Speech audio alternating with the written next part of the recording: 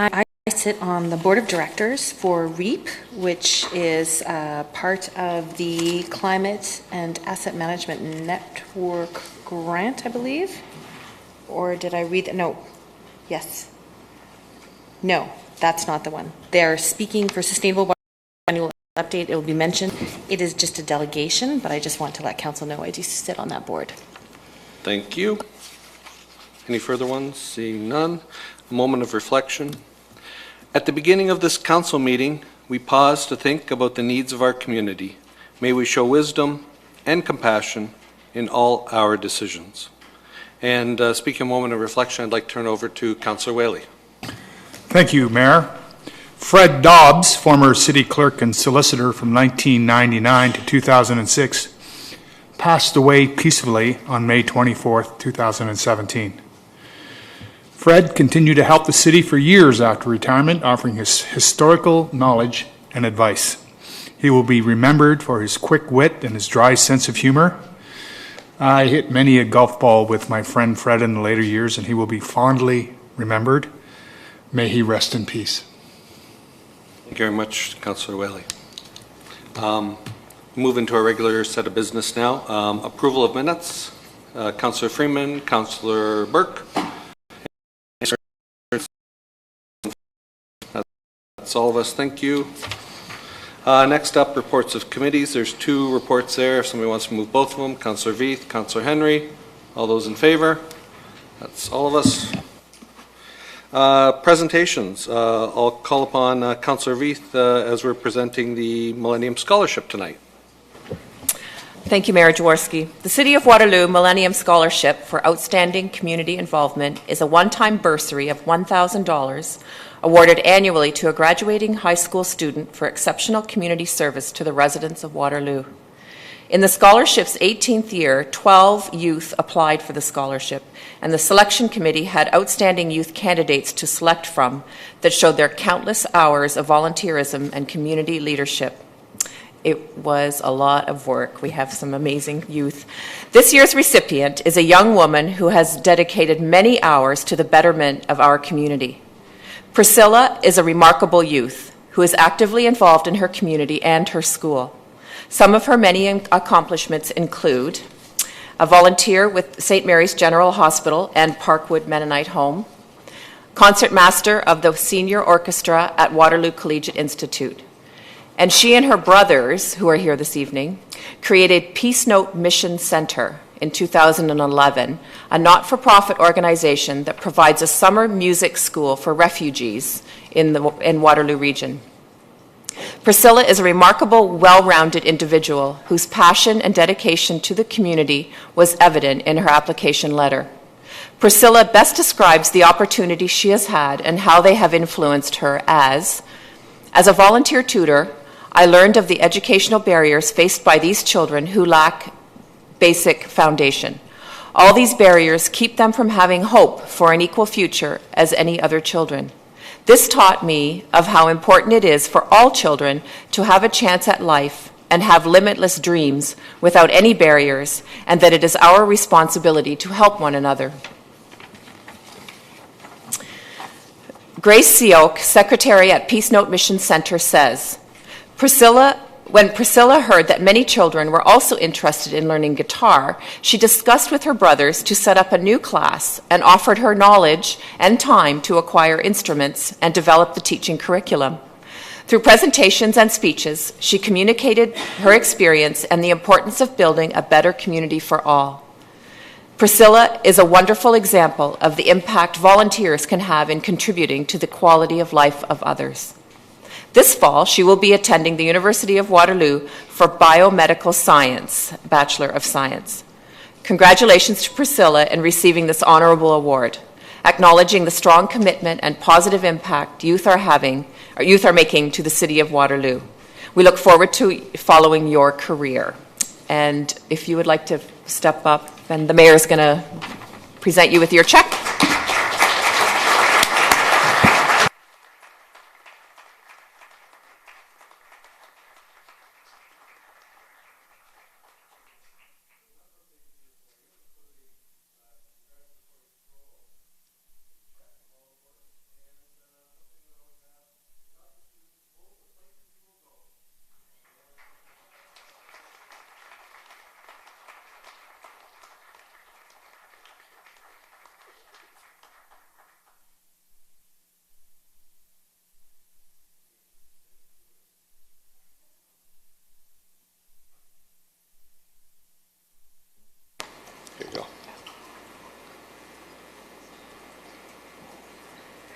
First of all, I would like to express my thanks to the city staff and volunteers of the selection committee. I am truly grateful for this scholarship, and I know that it will be of great support in furthering my education at the University of Waterloo.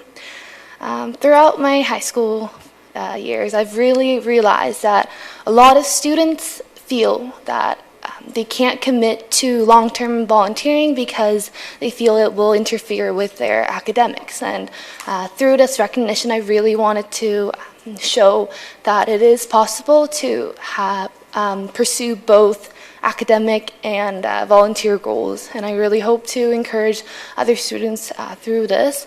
And to say a little more about my plans for after graduation, I was accepted to both McMaster University for Health Sciences and at the University of Waterloo for Biomedical Sciences, but after long consideration, I chose to attend the University of Waterloo because I like its academic environment, but also very importantly, I wanted to continue my volunteer work in Kitchener-Waterloo, and I really hope that my experiences will be able to help other high school students in the region to continue to volunteer and take part in community initiatives. Thank you.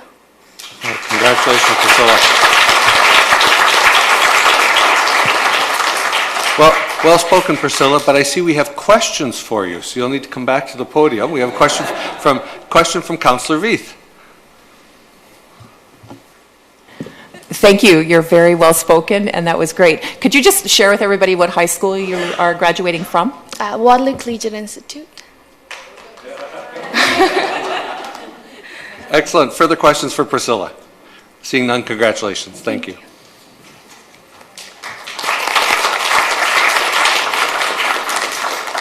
We have a delegate. Next up is a delegation, and it is presentation of check regarding the Fee Assistance Leisure Access Program.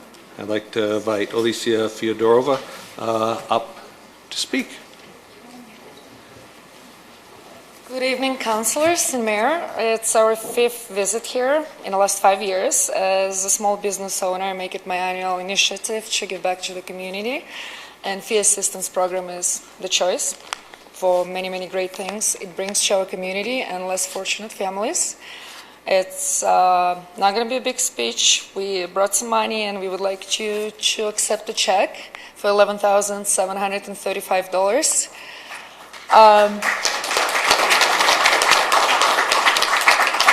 With the generosity of many businesses, local businesses, family, friends, clients of mine, we were able to reach this amount, which totals up in the last 5 years to $36,740. And we hope that will help a lot of kids out there.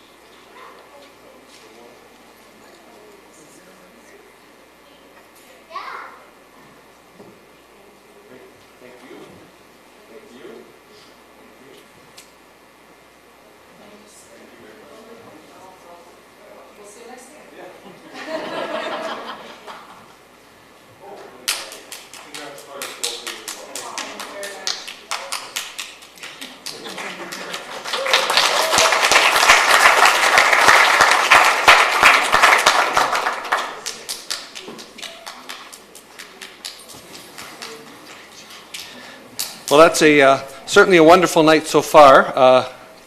Yes? You really that every year. Oh, bye, you're leaving. Before you run away. Yes, turn around, turn around. That's okay. It's a big check. It's a big check. It is. I just wanted to say, I mean, you've come, that's okay, you're amazing. And I just wanted to say, you do every year, and every year you raise more, and I'm one of the lucky people that gets your email when you're doing this, and it's all volunteer time that you do this on. And so thank you for making our community better. You really do. And so thank you so much. Thank you. Yeah. Thank you. Thank you, guys.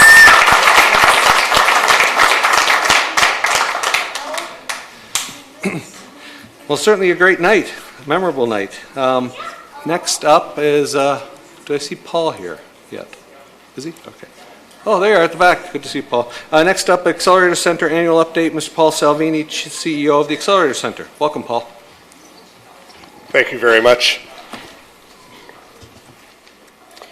Quick introduction to the Accelerator Center. I think most of you know we have a world-class business incubator and accelerator in the research park. We're working now with about 120 technology companies at any given time, and this center is the origin of many of the companies that we now see having success within the region. And I think when you look at our graduate wall and you start to see the signs up around the region, you can be very proud of the work that the team there at the Accelerator Center is doing. Companies like KIK and Big Road and Axonify and Magnet Forensics. When you drive by those buildings, it makes us pretty proud. Even more proud is that 100% of the graduates of the Accelerator Center companies have chosen to remain in Canada with their headquarters, despite most having expanded around the world.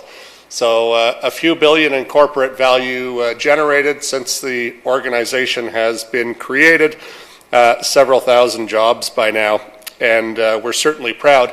The other thing I think I wanted to mention is that startups are also not only a great way to create new businesses that can grow and scale and succeed on their own, but they also are a great source for inward foreign direct investment.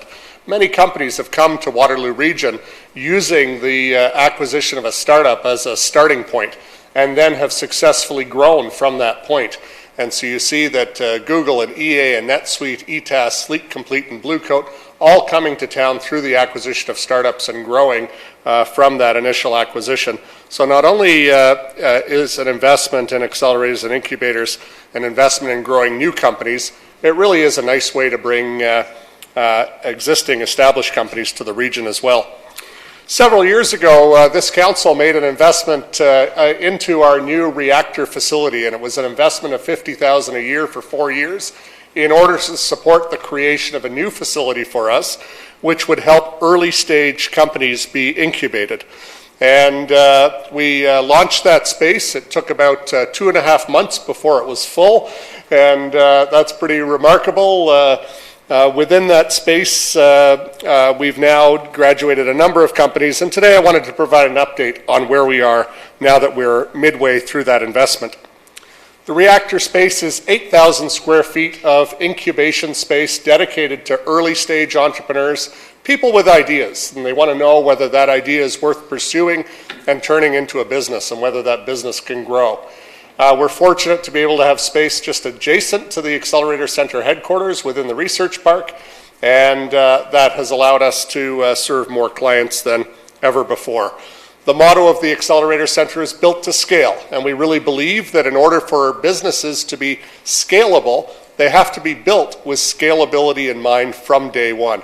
And that really is the heart of our program, the mentorship, the curriculum, and the advice we give is not just to create a lifestyle business, but is really to create a strong business that can grow and scale within our community. And Reactor is focused on the very important early part of that. We now have 4 facilities with Reactor, 2 within the research park, 1 in Stratford, and 1 in downtown Kitchener. Some stats from Reactor. We are now running 3 cohorts per year, and so those are aligned with terms at the university, January, May, and September for intake. We've been at facility at capacity for the last, ever since 2.5 months in, serving 64 companies at any given time. And we have more than 400 mentor hours that we provided last year, 60 one-to-many industry sessions, and creating 190 new full-time jobs, 226 full-time equivalents, which is pretty remarkable given that these companies were just an idea if you go back between 0 and 2 years ago. The focus areas are all of the areas of strength and growth for this region, everything from the Internet of Things to AI and analytics to cybersecurity, quantum computing, smart cities, advanced manufacturing and robotics, autonomous vehicle technology, medical and health, sports technology. I think if there's one message to say, it's that this city has an incredible future, and the kinds of companies that are being developed, they inspire me every day. I know we're going to see just great things in the next decade for this city and for this region. Some highlights: we have a dog coming on a regular basis, which is quite nice, which is Healthy Pets, a company that's looking at connecting pet owners to veterinary talent. We have companies working on creating safer work sites and companies working on the financial services industry. I won't go through the whole list of clients, but just to say, if you look at the clients and you look at the industries, you realize that the diversity of companies is quite remarkable. And it really speaks to the kinds of companies that we're able to support and grow within the city. A couple graduates coming up. Alert Labs, one of our more exciting ones. George being a former employee of mine at Christie, which is fantastic to see his success as well, as he started the company with a co-founder, another employee from Christie. So they followed me and turned this into just a fantastic company, building Internet of Things technology that is able to instrument homes and look for floods and other issues. We'll have a graduation coming up. And Find Bob, another company that's doing great things in terms of helping financial advisors in their space. What's next for us is perhaps some themed facilities and programming around specific industry focuses. I think Tova is going to speak to one of the projects that we have mutually lined up, but there are many more. And I think that's one of the trends you will see coming from accelerators and incubators worldwide, is the idea of picking some of these themes and making a more significant investment to have talent, connections, and expertise linked to those fields. And I would encourage you, if you have not come by, you're always welcome to come and visit us. I love giving the tour. I'd love to take you over to Reactor and meet some of the entrepreneurs there yourselves. And it's a pretty awesome time. So thank you very, very much for the support. I think it's been a fantastic investment. The results are absolutely there already. And we continue to look forward to the next 2 years of success and progress. And as I say, I'm pretty excited about the kinds of companies that are applying and the ones that have been coming to town to participate in the program. So thank you very much. Thank you very much, Paul. I'm sure there might be some questions from council. If not, I do have one. I don't want to be presumptuous, but the City of Waterloo made an investment of $200,000 in Accelerator Center. I just want to make sure I have the correlation right, that investment went to Reactor, and so far Reactor has created already 190 jobs. That's correct. Absolutely. Yes. Wonderful. Yeah. And those are companies we just simply wouldn't have been able to support had it not been for that contribution, that ability to grow our service. So it's never before has there been such an obvious and direct correlation, but that's what it took to support those companies into that new space. So thank you so much. Wonderful. Thank you, Paul. Seeing no further questions, thank you very much. Thank you. And next up is Sustainable Waterloo Region's annual update with Tova Davidson, Executive Director. Welcome, Tova. Thank you, Mayor Jaworski. It's a pleasure to be here today. Thank you for the time. My job here tonight is to update you on what's been happening at Sustainable Waterloo Region over the past year, and you should have a copy of our most recent year-end report in front of you. I'm going to not go through each page, of course, hoping you take some time to do that later, but just to give you the updates. It's been a year of transformation at Sustainable Waterloo Region, and we've had some really incredible things that have happened in our organization and in the community, so I'm going to share those. The first I'm going to talk about is the transformation of our flagship program from the Regional Carbon Initiative to the Regional Sustainability Initiative. In September of 2016, we launched this new program with the evolution of all of our existing member organizations moving into the Sustainability Initiative. The primary difference here is that we've expanded the scope of the work that we do to include carbon, as we always have historically, but also to support organizations and their missions to reduce their impacts in measurable ways in the areas of waste and water as well. We also have a partnership with B Corp. For those of you who don't know B Corp, they actually work to make business a force for good. And we use their environmental questions to help organizations embed sustainability into all of the ways that they operate. So into HR practices, procurement, into measurement, financial practices, all of that great stuff. 2016 was a banner year for us. We had our largest growth in our history, 14 new members. We had 10 targets set, which is a huge number for us. Committed GHG reductions in 2016 topped over 50,000 tons in this program. 42,000 tons was reduced based on a business as usual, which is the equivalent of over 9,500 cars off the road. And about 93% of all pledging members are on track to meet their target and make their reductions. And I would direct you, if you wanted to see some of those reductions, to the center spread of the year-end report, and then open it up even further, and you can actually see our measurements of the work that they're doing, and you can see all of the tables. The next program I want to tell you a bit about is TravelWise. TravelWise is a program that helps employers give their employees ways to get to work in a more sustainable way, mitigating the pain points of traffic congestion and parking, and it's offered in partnership with the region of Waterloo. So it's the region's program, and we offer that program in partnership with them.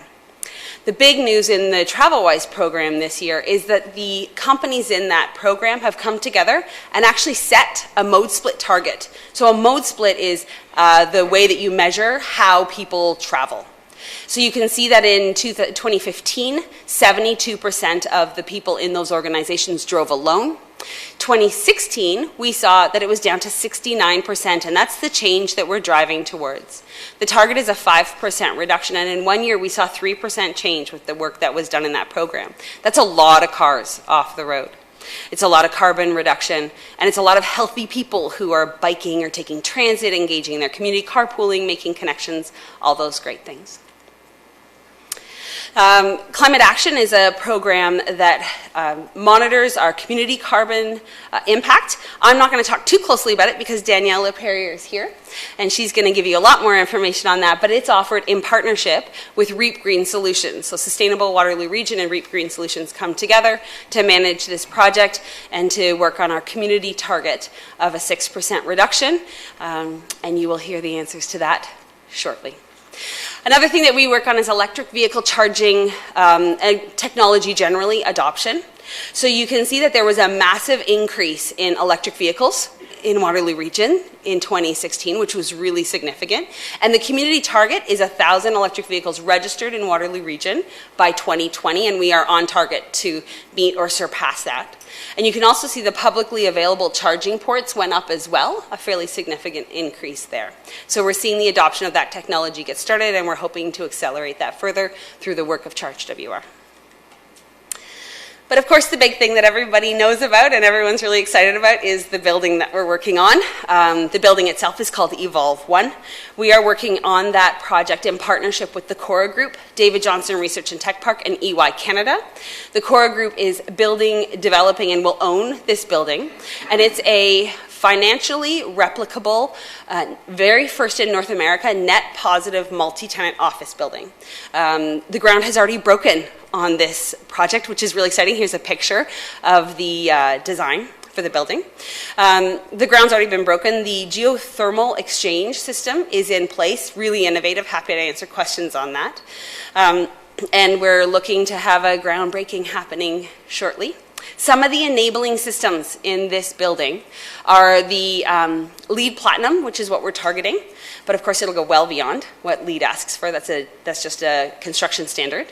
LED lighting, of course, throughout, but more importantly, there's the photovoltaic array, which will cover the entire roof, and will cover part of the parking lot. So we'll be taking the space where cars go to actually generate energy, which is, I think, a really great way to work on it, and that geo-exchange system. But the project isn't just about the building. The building's really important, but there's more to it than that. So as Paul alluded to, we're working on an innovation hub on the main floor of this building. It'll be between 12,000 and 15,000 square feet, and we're partnering with the Accelerator Center, both universities, the city, and the region in designing this main floor. And the idea is that we will be working on creating startups that will build Canada's market share of the clean tech sector, which of course has been falling, so it's an area that needs attention. We'll be looking at research on how to integrate both university research and what's happening at the Accelerator Center and the work that we do as a not-for-profit, bringing in for-profit organizations, and working on the culture of sustainability. So in high-performance buildings, we know that a building is designed to this standard, but it only ever reaches a standard below that in terms of sustainability. And the problem is the people.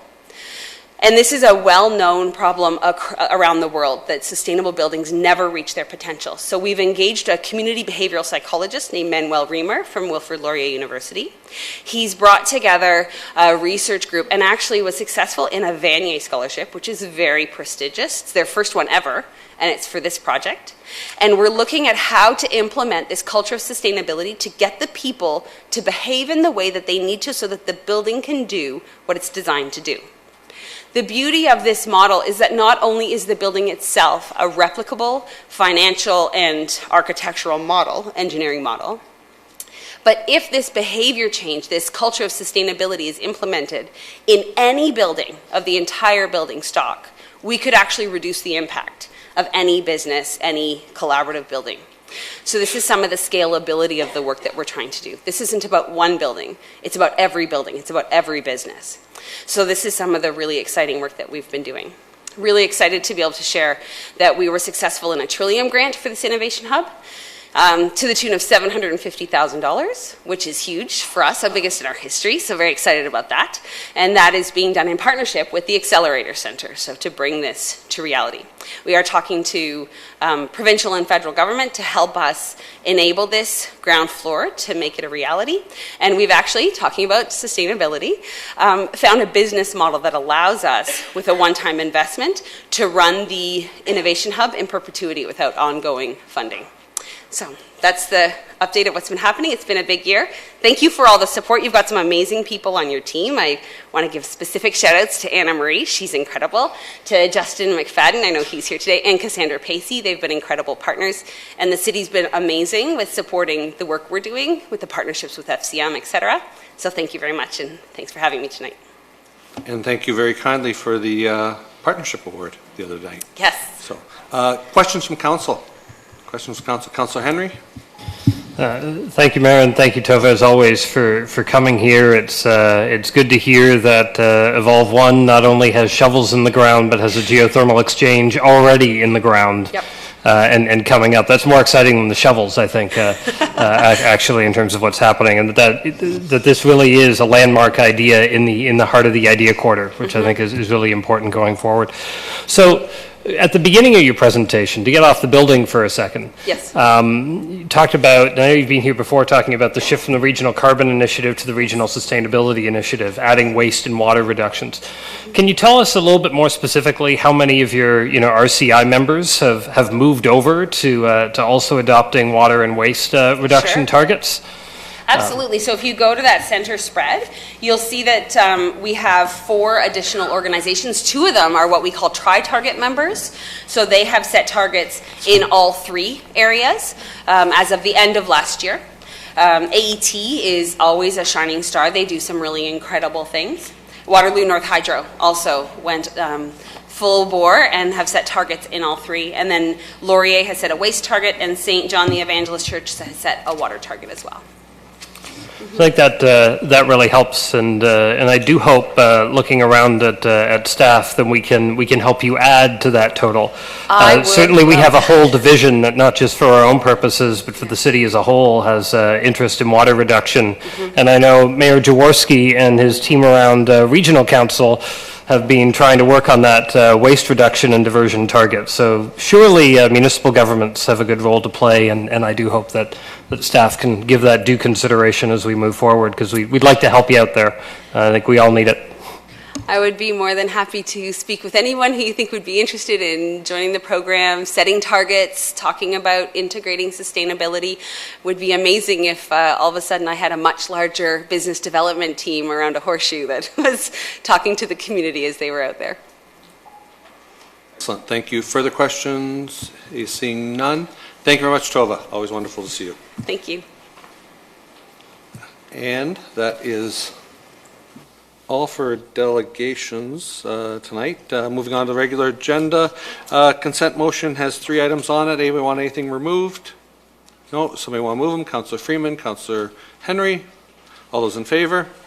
That's all of us. Thank you. Staff reports, A through H.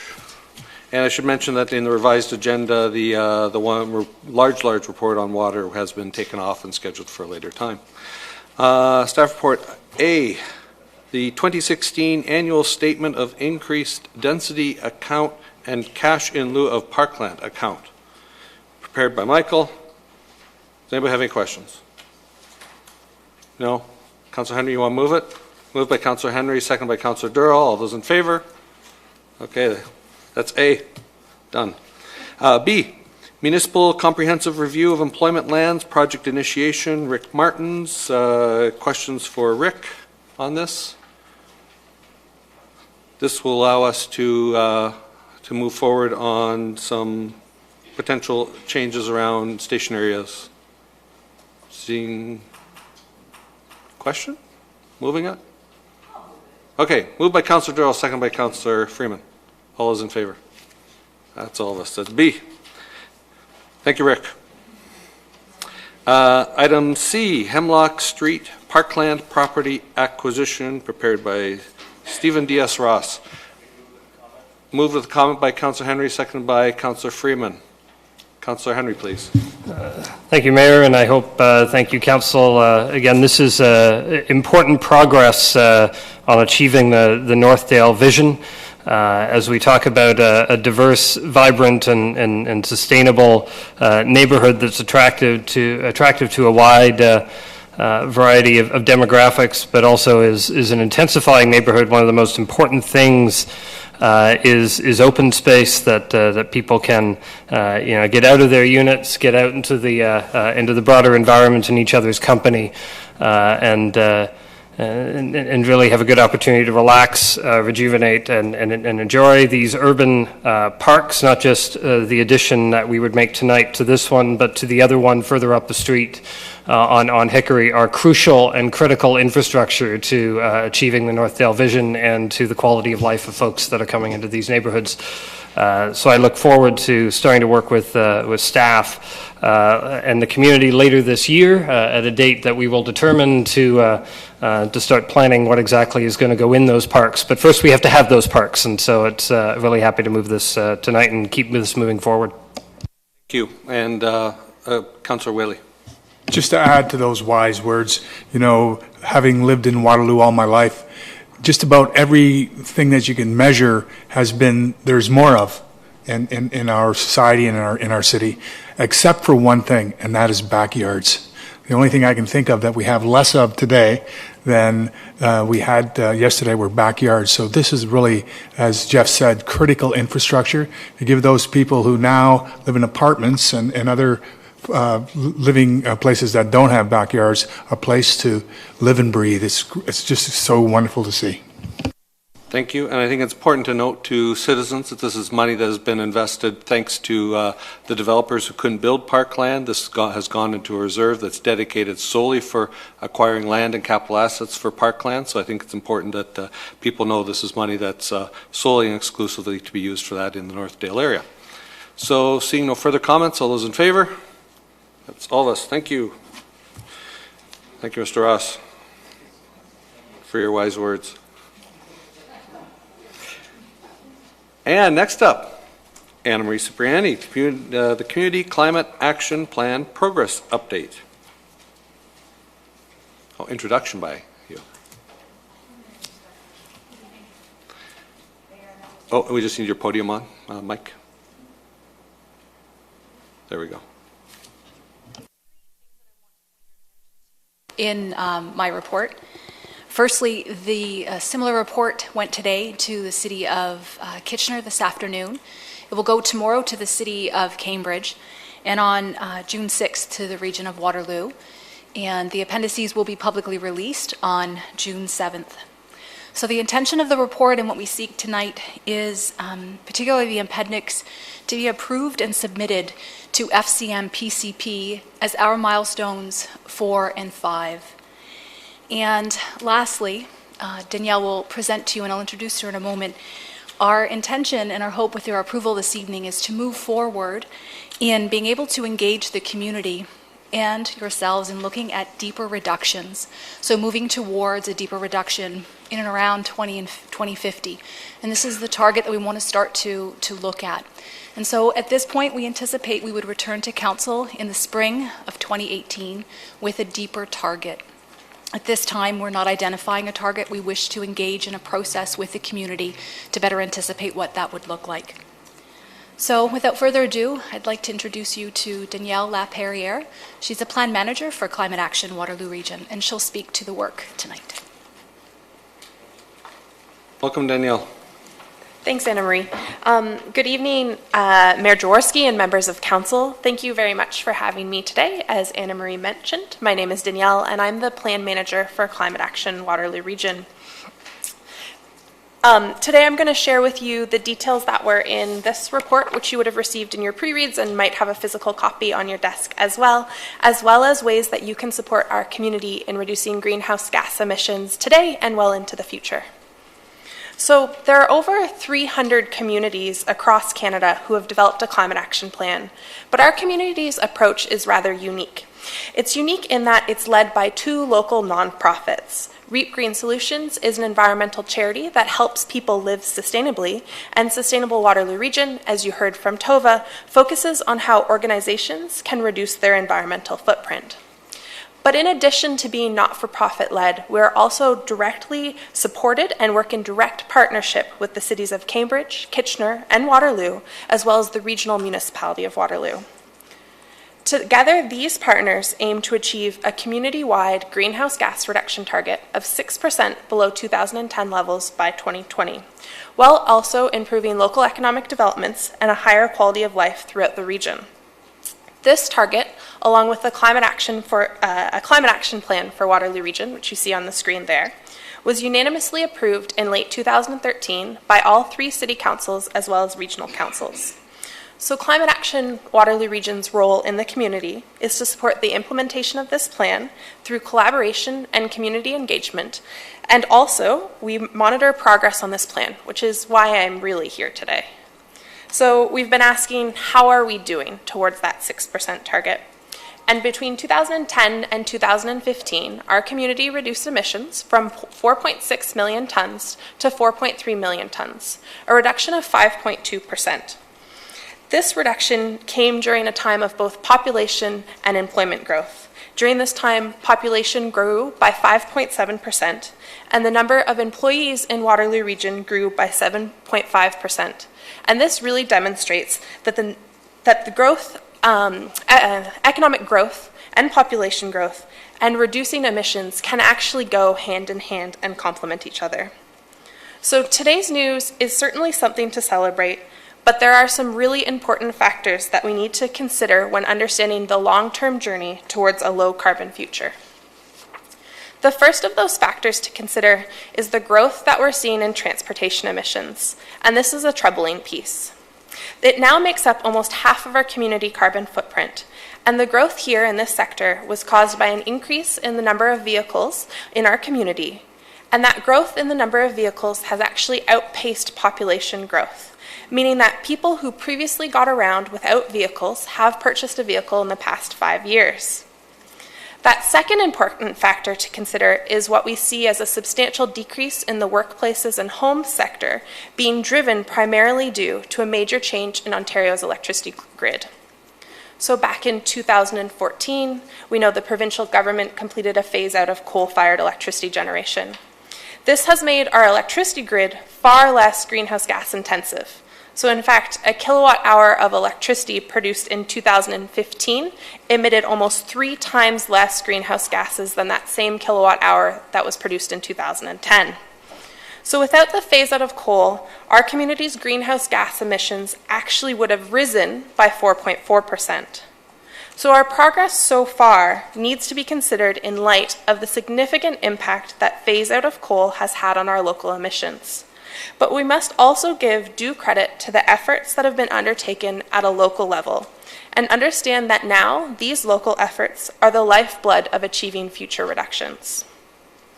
So to understand that role that local action played, we need to really understand where we would have been without it.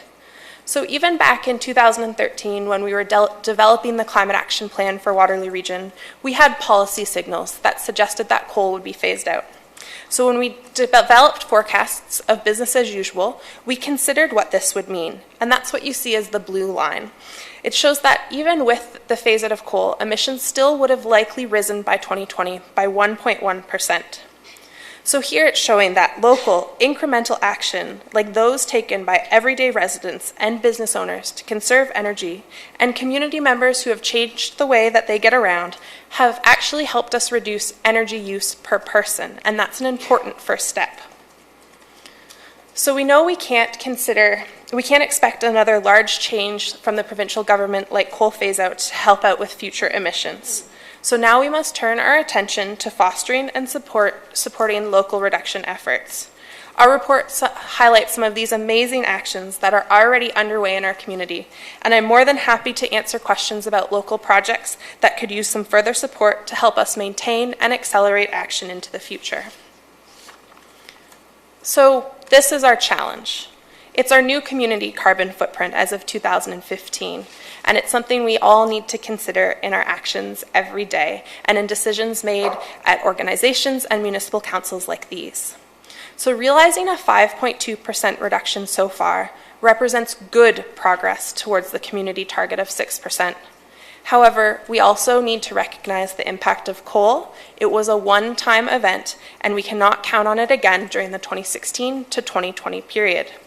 So to see further reductions by 2020, action has to be accelerated locally, especially in the area of transportation, and it will be up to each of us as citizens in our daily lives, as leaders within our organizations to push for action.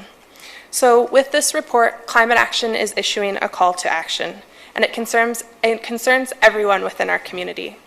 To achieve our 6% reduction target and any future target, we will require leadership and innovation to scale existing solutions and implement new ones. Thank you. Thank you very much, Danielle. Questions for the delegation? Councillor Whaley first, please. Lovely presentation. Thank you very much. I'm so glad that you pointed out that the coal-powered plants were much of the reason for our success.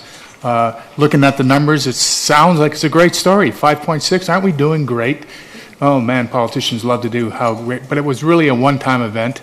And in fact, without that, we're in not so good a shape. So I'm glad that you mentioned that. Because humans are complacent after all, and we don't really get excited about things until we're actually gasping for breath. And then finally we're going to all get on board and be right with you, and so your leadership's appreciated. With respect to the report itself, transportation is up by 5%. But I'm not too worried about that because, you know, technology and the transportation industry and ION coming on board and people opting for getting on their bikes. And I just feel that transportation in the future is something that is going to be taken care of through technology and lifestyle change. But the one that struck me so incredibly was the 11% for waste going up 11%. And that's something that we can do something about here. Most of the garbage we send to landfill, and that creates so much awful stuff going up into the environment. We have some decisions to make as a region about what we're going to do for dealing with our waste in future, very near future, and that might be one of the considerations is burning the fuel, right? Burning the garbage right here in Waterloo region. What's your agency's take on that, on the whole waste thing, and whether technology will save us, just like the technology around automobiles will save us? Well, first I would say that I would caution about being too optimistic about transportation infrastructures that we have in place. We are doing the right thing, we're going in the correct direction, but you mentioned complacency earlier, and that is still a concern. If we build all of this infrastructure and people are not utilizing it and we're not supporting the behavior change that's necessary to see the critical mass of uptake of both transit and active transportation, we might still have a challenge in that transportation sector. So I wouldn't take our foot off the bicycle pedal in that regard quite yet. But in regards to waste, I'll note that it is only 1% of our community's carbon footprint, and that 11% increase was seen before changes in the waste management or schedule collection. Since then, the region has reported some impressive numbers about the increase of uptake in the green bin program, and that can have a significant opportunity to reduce methane production, which is it's 25 times, methane is 25 times more potent of a greenhouse gas than carbon dioxide. So anytime we think about organic waste, we should be really concerned. With regards to burning the waste, that is can be a really interesting opportunity to produce energy in our community, and has some good trade-offs from a carbon dioxide perspective, allowing us to utilize waste that we're producing to generate energy that's less carbon intensive than some of our existing sources.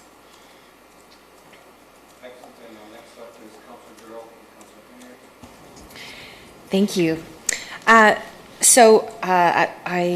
I know that we're on Rogers TV tonight, and no one's watching the Stanley Cup playoffs. They're totally tuning into us tonight. But there's some really great information in here. And what I loved when I was reading this over the weekend was the keep going and challenge yourself. And so I'm wondering, we do meatless Mondays. We also do total vegetarian Thursdays too. But there's great ideas in here. How are you communicating it out to everybody else that might be watching the Stanley Cup tonight? So that's a great question. So on the screen right now, we have our delegation dates for the rest of our municipal delegations. After that last date of June the 6th, this report will be available on our website at www.climateactionwr.ca/progress. That report will be available for download. Citizens will be able to see some blog posts and some social media posts from us specifically around those challenge yourself, start here, kind of what can you do as a community member to support reducing greenhouse gases in our community. And then as we gear up for community engagement around the discussion of what happens after 6%, there will be an opportunity for community members to share their voices on what they would like to see for a long-term target for the community of Waterloo Region. And so then I would challenge the council to be retweeting to your social media friends the stuff that comes out on, the great content that'll be coming out. Thanks. Excellent. Thank you, Councillor Durrell. Councillor Henry. Thank you, Mayor, and thank you very much, Danielle, for the report. I know it's on behalf of a wide range of folks that have worked really hard over the first half of this target, which admittedly was not a stretch target. It was a stretch our legs and get us used to striving for a target, and we're going to see even more work to do as we get to the next round. One thing that maybe this is more for Anna Marie to respond to, since it's in her report and not in your slide deck.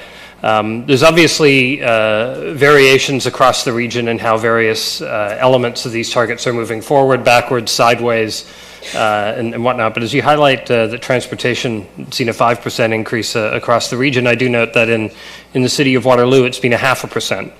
And I'm wondering if either of you would care to comment on what the reasons might be for that difference, if only because that way we can keep trying to do the same kinds of things and maybe more of those things to try to drive that progress further. I've got my own ideas, but I'm interested in yours.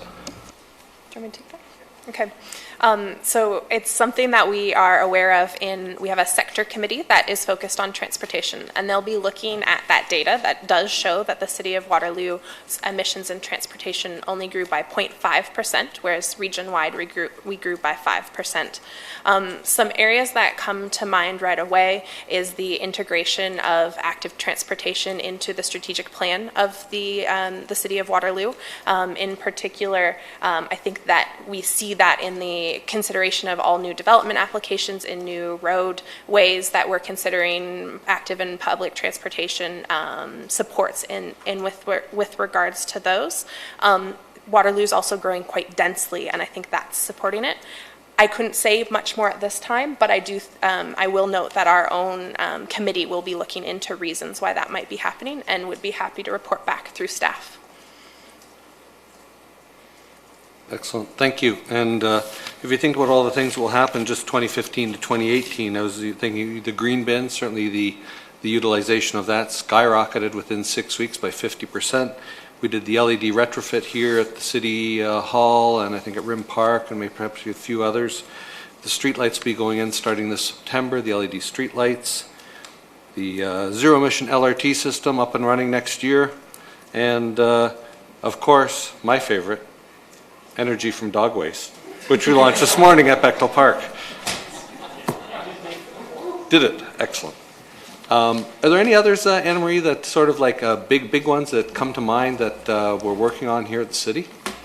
I'd say, through you, Mayor Jaworski, I think there's a team of folks sitting behind me. And when we have the staff resources to meet the challenges and priorities that you as council are setting, we can meet the demands of these shifts that are needed in our community. And I think that's what's sitting here tonight is our staff contingency, the resources and the funds to meet these challenges. And I think this is a reality of what we're seeing in our community. Why, in part, Waterloo is being set apart is because of this combination of your leadership and our work as staff. Thanks. Further questions? Yeah, go ahead. Please. So that really, Evolve 1 is in the right city at the right time because truly that's a good choice. Great. Thank you. Thank you. We have a recommendation here to moved by Councilor Bailey, second by Councilor Freeman. Any further discussion or comments? All in favor? That's all of us. Thank you. Sorry about that, but we passed that. My mic wasn't on.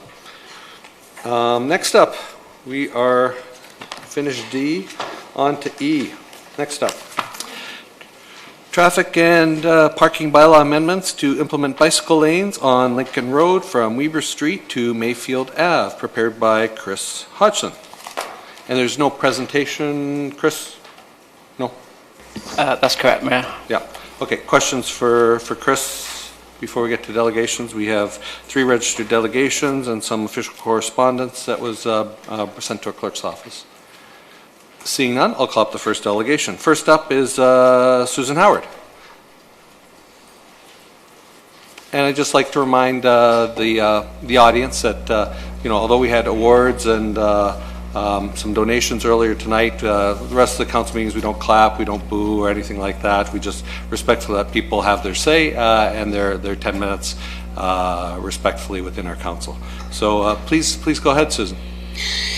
Thank you, and I'm going to begin by indicating that because of a major illness, I have a restricted airway and I don't have the use of my vocal cords, so I ask that you bear with me and please let me know if you have any difficulty hearing me.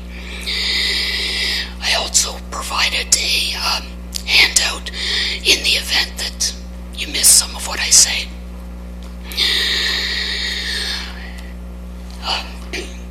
Mr. Mayor, members of council, ladies and gentlemen, I appreciate the opportunity to speak on this matter. As indicated, I'm a resident of Lincoln Road, so I'm affected by the bike lanes. And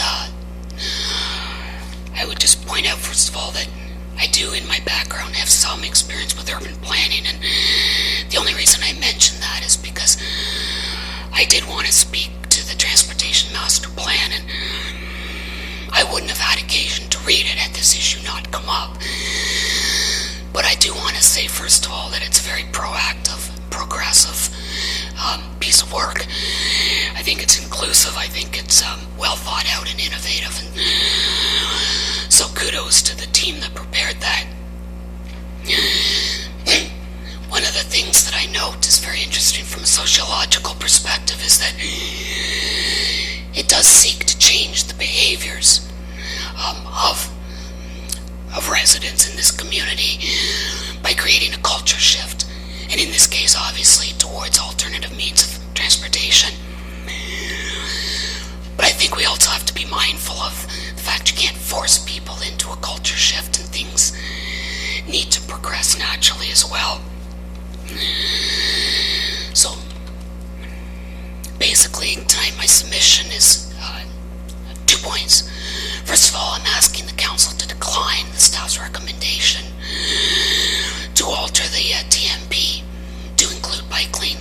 road, and I'll get to the rationale for that in a moment.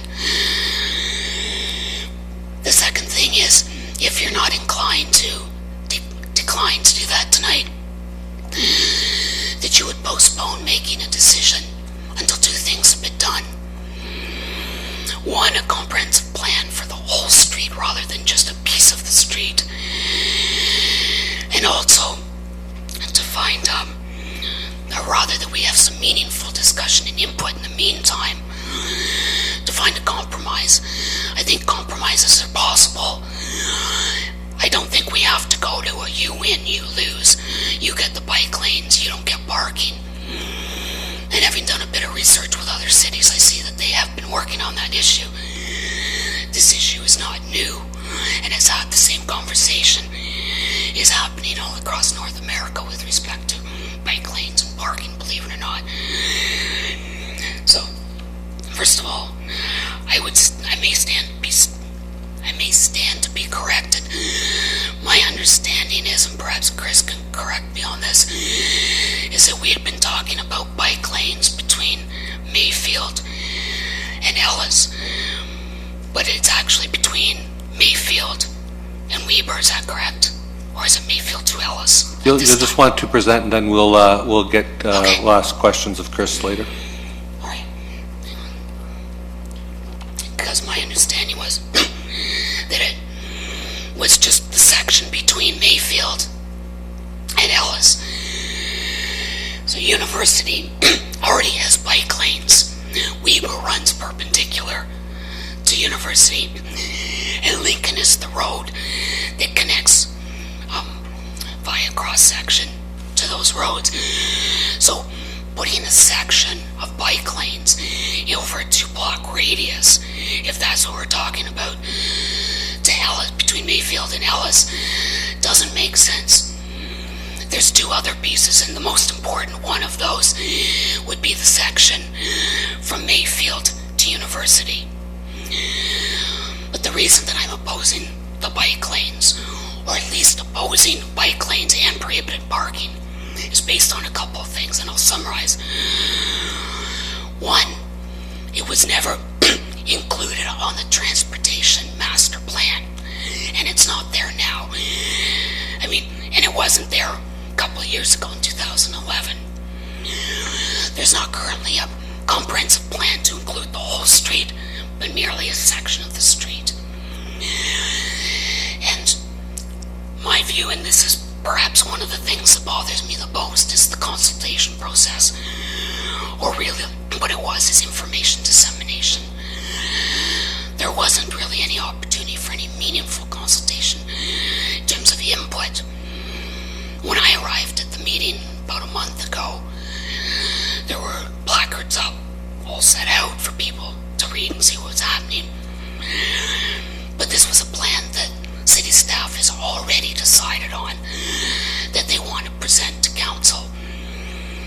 Now, and much of the information I've got in my presentation is from discussion with Chris, and if I have misspoken or have misunderstood, I'm sure he'll stand corrected.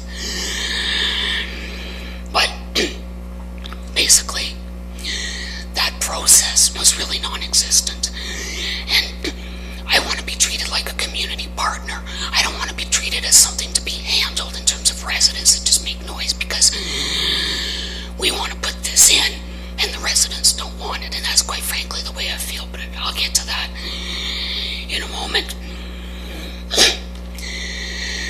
So this small area, whether it's between Mayfield and Ellis or goes Mayfield to Weber, it's only one small part of the road, and that's simply a matter of painting the lanes on.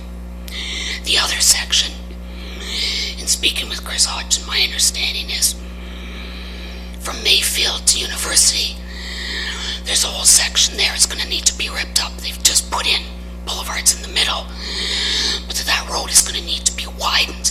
That's going to be a lot more expensive. Because of my disability, I'm home a lot. And I appreciate this is anecdotal evidence, but very few people use that street that are on bicycles. And so, my my position is that this is rather piecemeal and that that's not the way to proceed with this. There's nothing to feed into the lane on Mayfield where the lane starts.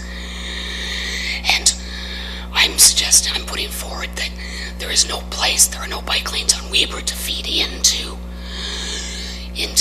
Lincoln Road, and there are no bike lanes to feed into the section where it starts. So it's just a section of bike lane there with nothing to feed into it or out of.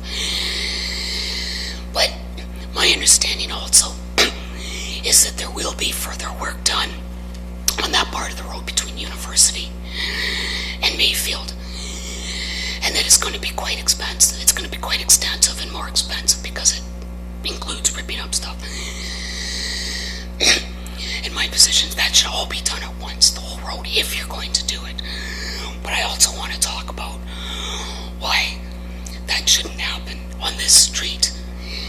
First of all, it's significantly more costly than simply painting lines. And it's my view that those costs can't be justified as against the use. And if you do proceed with that, then I think those costs need to be made public, and that information needs to be provided. There's been no specific traffic study on that area in terms of bike use. The numbers that I have here, 1% bike use, I can see it as the overall region because I got it from the regional TMP. But there needs to be a traffic study that's reliable and meaningful, as opposed to just watch to see how many bikes come along. The other point that I would make is the TMP is designed to support the city that's accessible to all. So being inclusive means including all. I'm not against bike lanes, and I understand the need to change it, to look at the way we use transportation and to share the roads. The roads don't belong to the residents. But I don't believe our views have been taken into account. But when I look at that, the city that's truly accessible to all, I think about myself going downtown or going to an uptown Waterloo event. Where am I going to park? How am I going to get there? If we are changing the culture to include more walking and biking, which is great and is important, and I wholeheartedly support that. But people like me, how do I get to those events when we're taking away parking? And I just appreciate that doesn't relate directly to Lincoln Road. But I say that to be mindful of the fact that there are all kinds of needs in this community. And it's not just about increasing cycling and walking.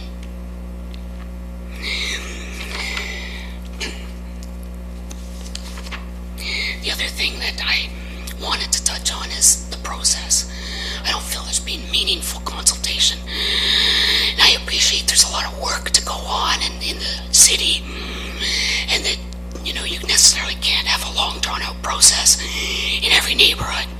But this wasn't part of the master plan. So in 2011, none of us would have been part of that. None of us in that neighborhood would have been part of that discussion, speaking specifically to that plan. Last year we had another meeting. Information, it was basically about information dissemination. There was no real input. It's like, here's the plan, this has been done. I don't think it was made obvious to people that the bike lanes were going in and that the bike lanes meant no parking. Because I happened to see it, and that's when I asked about it. When I spoke to many of my neighbors after that, about a dozen households, some of whom had been to the meeting and some had not. None of them were aware that our parking was going to be taken away from us. So that consultation process wasn't there. And there are,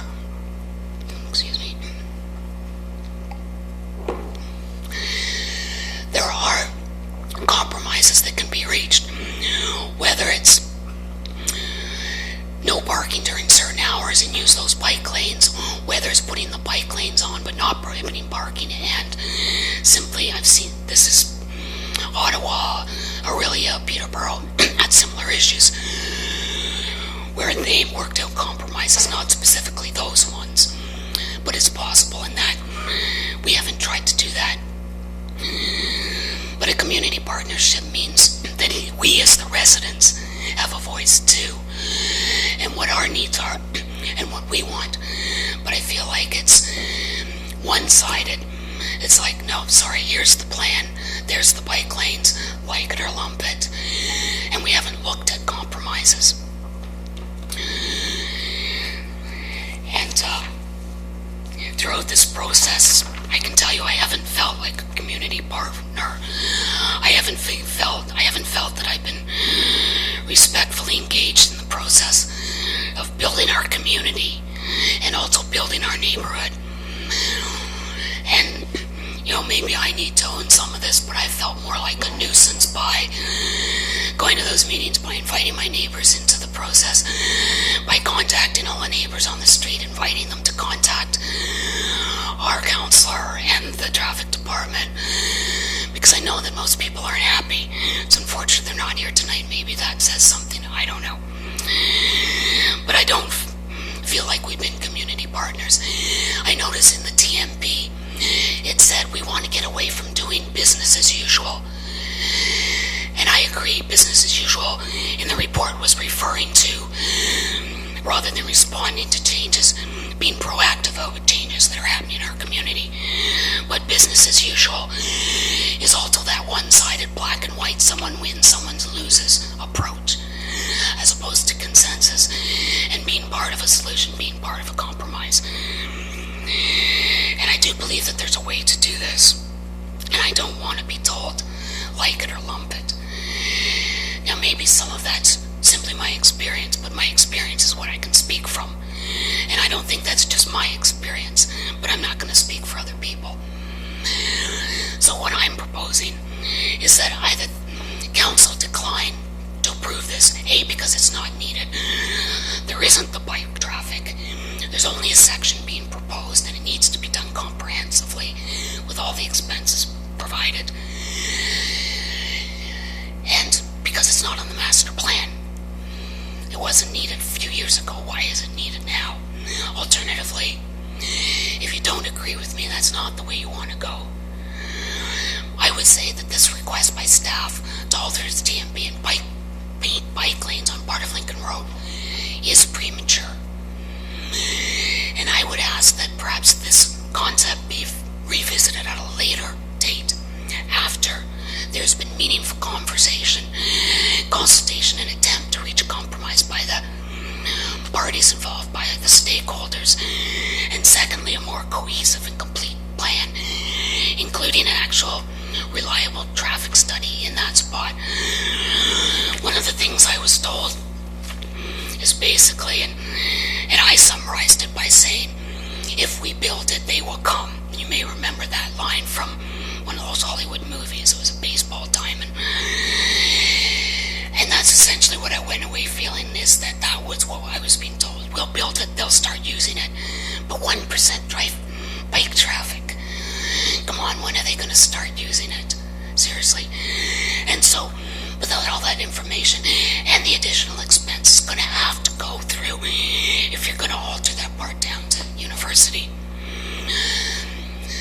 Then I would suggest that needs to come here with a proposal for that whole plan with all of those details completed.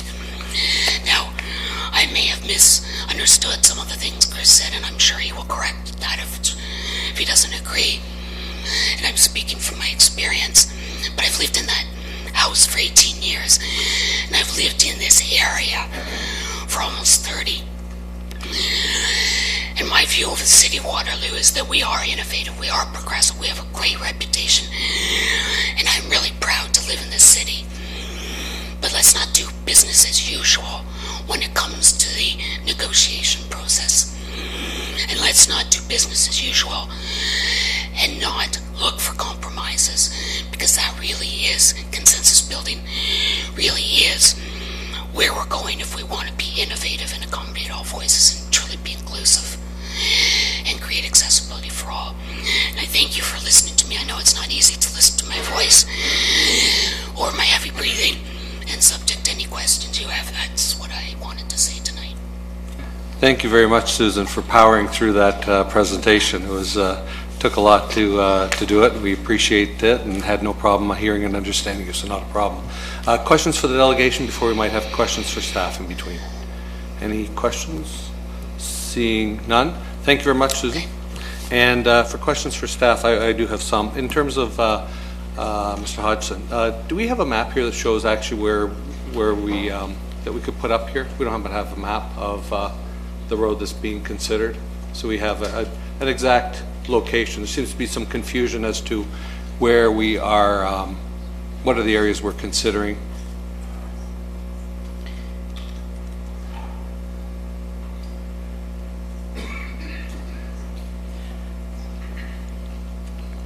Could I ask clerks if to pull the internal GIS map up? Please? So I guess maybe Chris, in the meantime, you could talk a bit about the costs involved here, and just verbally say what we're covering here in this phase. I believe it's like under $5,000. Through you, Mayor Jaworski. Yes, essentially the painted bike lanes are quite minimal in cost. It's essentially, it's lines. There will be some signs. Those costs are minimal. That's for the section that we're considering tonight. And Your Water, Mayor, there is a map on page 121 of your council package. Thank you. So on here, we're completing, if you look at the map that's on the screen here, from Lincoln Road from Weber all the way through to Mayfield, correct? That is correct, Mayor. And then the intention would be beyond that, connecting Mayfield to University later on? Yes, obviously the bike lanes were being recommended on the section to Mayfield because that was the section that was resurfaced with the work last year. So the continuation to University would be a separate project, but the intent would be to link cyclists all the way through to University, which now has bike lanes on. I think they were put in about 2 years ago. Thank you. Any questions of staff? Councillor Freeman. So for clarity, this section that we're looking to add bike lanes from Weber Street to Mayfield, doesn't that then link into the little street that'll go to the front of the school for Lincoln Public Schools? So, and then it would also connect into our bike trails vis-a-vis Moses Springer Community Center, right? That's correct. Like it goes right into the water loop at Moses Springer? It makes a lot of connections to the off-road network as well as local streets and local destinations. That's correct. And then it also gives us Carter Avenue, which is a designated on-road bike lane, to University Ave, which is the full network. So there's quite an, if I've got the section right, which goes from Weber to Mayfield, there's a lot of connections in there. Is that right? That is correct. Okay. Further questions of staff? We have 2 more delegations, and if not, thank you for bringing up that map. And next up is Philippe Camp. Welcome, and you have up to 10 minutes. Thank you, Mayor and Council. I'm a resident of Lincoln Road, and I appreciate my neighbor, who I've not met yet, but did a great presentation up there and touched on a lot of points. Just going to point out a few things as being a resident of that area. And I heard one of the councillors saying that these bike lanes hook up to all sorts of other areas, and that's wonderful for the future and what might be in part of the plan for alternative to cars and whatnot.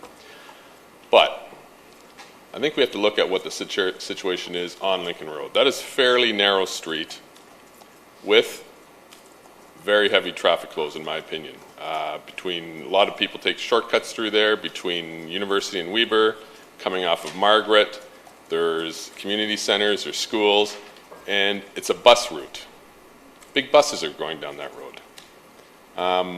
To narrow off that street even further with bike lanes, in my view, could pose some safety concerns. There's kids walking, there's kids crossings, there's all that sort of daily activity. A lot of the neighbors have got, including myself, have got just smaller driveways. There is only sometimes there's limited parking in the driveways. So to stop parking on Lincoln will be adverse to a lot of the neighbors and being able to park on the street occasionally, guests, visitors, and the like. Another key point, though, as being a resident there, and this is beyond me, I haven't seen these traffic patterns, there's studies, I'd love to see that. But I'm fortunate enough that I can work out of my house for 1 or 2 weeks at a time. And the last 2 weeks I've been working out of my house and have yet to see a bike travel down Lincoln Road. I was out this whole weekend doing my gardening, yet to see a bicycle coming down Lincoln Road. Where is the need? Where is the traffic patterns? I don't understand. So if all we're doing is just putting in some nice bike lanes to make things part of the master plan or bigger picture, great, but I don't see a need for it, is the bottom line. You have to live there, you have to feel it, you have to experience it. And a lot of people in this room don't live there and see it. So I'm not adverse to alternatives. I bike myself. But in the last 2 weeks, I've yet to see a bicycle on that street. The kids that go to school in the morning don't ride their bikes. They skateboard. And I don't think we're allowing skateboards on streets, last I checked. So, you know, those are 3 or 4 key points. I voiced my displeasure, and I do not want this measure going through tonight. Thank you. Thank you, Philippe. Any questions for the delegate? Seeing none. Thank you very much. And last up is Jeff Snyder. Welcome, Jeff. Thank you. If it's not too inconvenient, I wonder if you could put the map back up for me. Mr. Mayor, members of council, I've lived on Lincoln Road a little over 20 years, and I'm not here to speak against bike lanes. Last year when I learned that bicycle lanes were being proposed for Lincoln Road, wasn't opposed to the idea, and in fact I think if you talk to most of the people on the street at the time, they thought it was an okay idea. What I and the other residents didn't understand at the time was that bike lanes in this case equated to the removal of street parking. That detail wasn't part of the information in the initial public meetings, and we didn't know what we didn't know. When I discussed it with one of the city project managers, he wasn't surprised by my ignorance. He let me know that it wasn't part of the initial plan that had been approved by council and tendered. It had instead been added as an afterthought by city staff, not directly related to the construction project.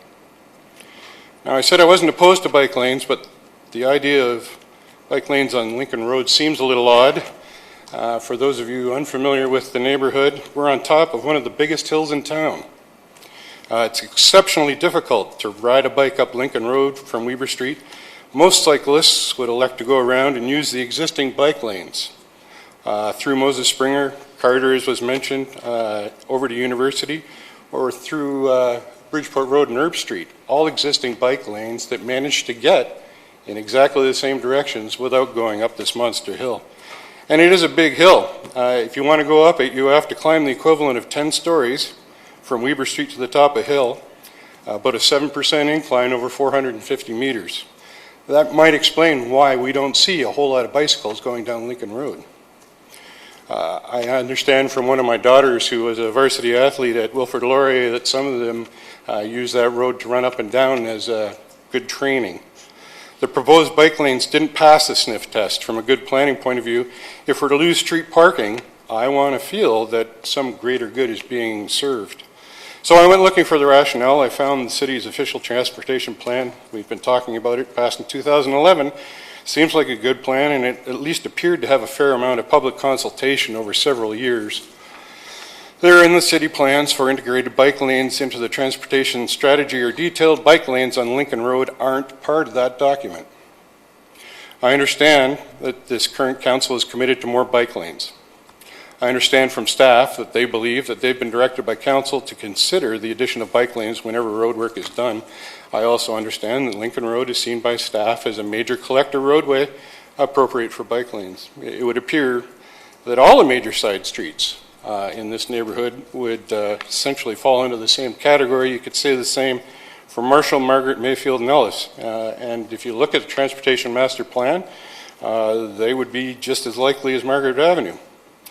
The unfortunate truth is, even though Lincoln is a residential road, most drivers are meaningfully exceeding the speed limit.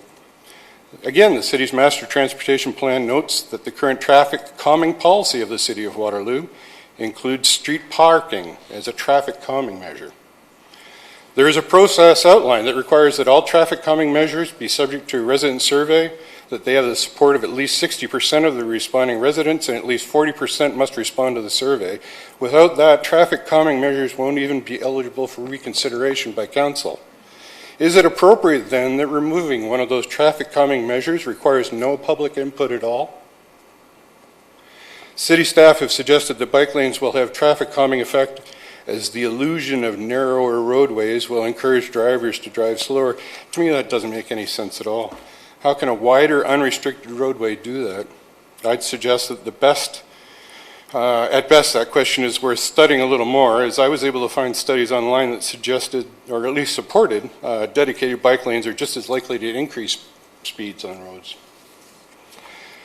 Here's a question that no one's been able to answer for me. When is the removal of street parking inappropriate? Are the available alternatives important? Is street parking, if street parking is eventually removed from Lincoln and surrounding streets, available street parking for Lincoln Road residents will be in the next block, hundreds of meters away.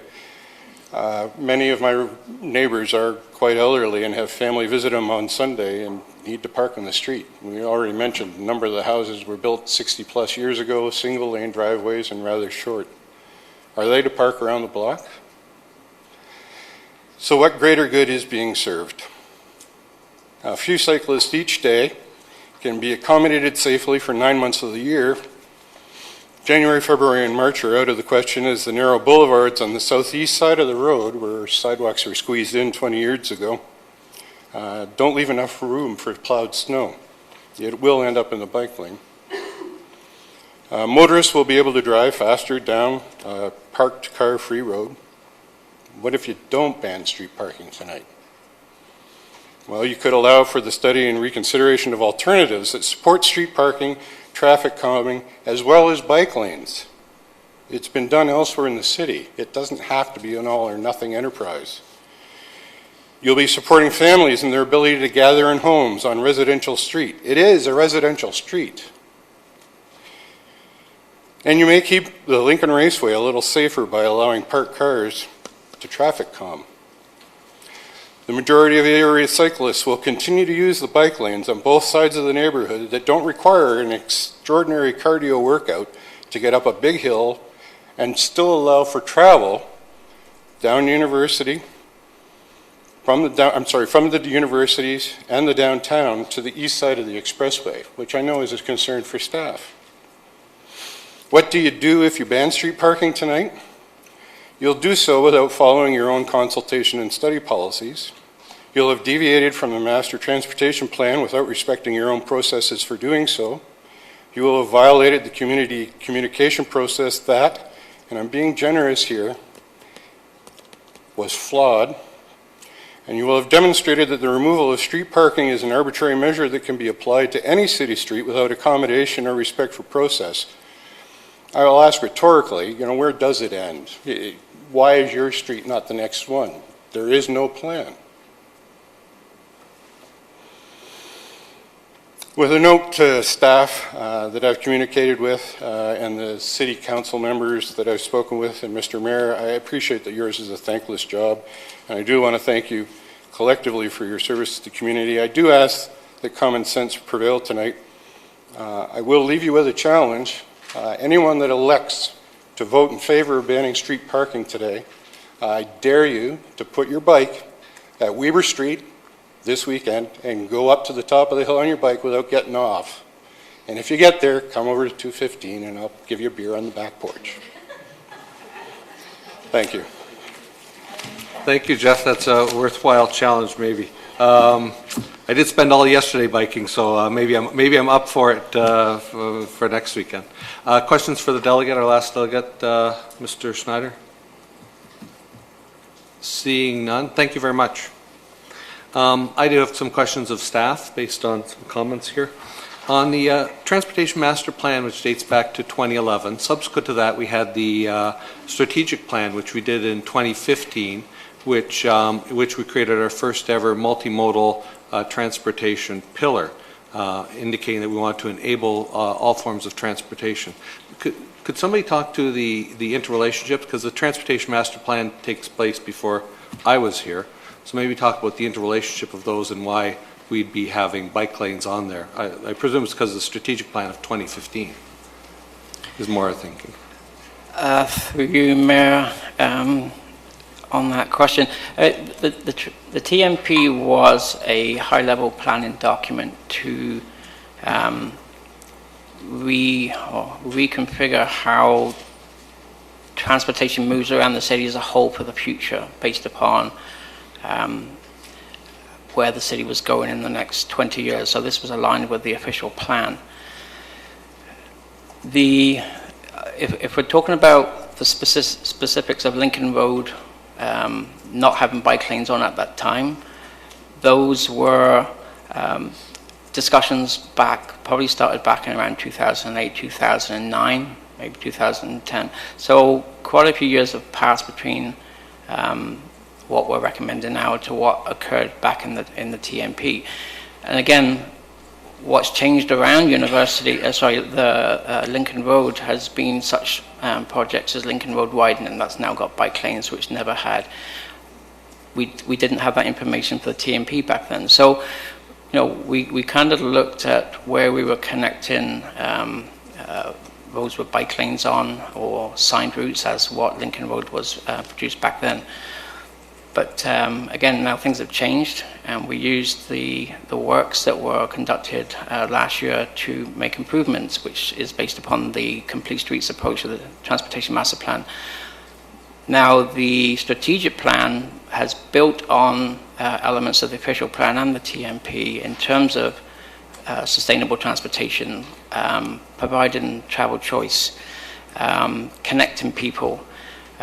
This is the voice of the community, and what we're trying to do with Lincoln Road is really realize that vision. So I'm hoping I've answered that rounded question. Yep, thank you very much. And the other comment I heard from delegations questioning about the narrowness of the streets and support for transit and how this all might work out. Maybe you could comment a bit on that. Yes. Well, Lincoln Road is a collector road. It is a residential road, but in terms of classification, it is a collector road.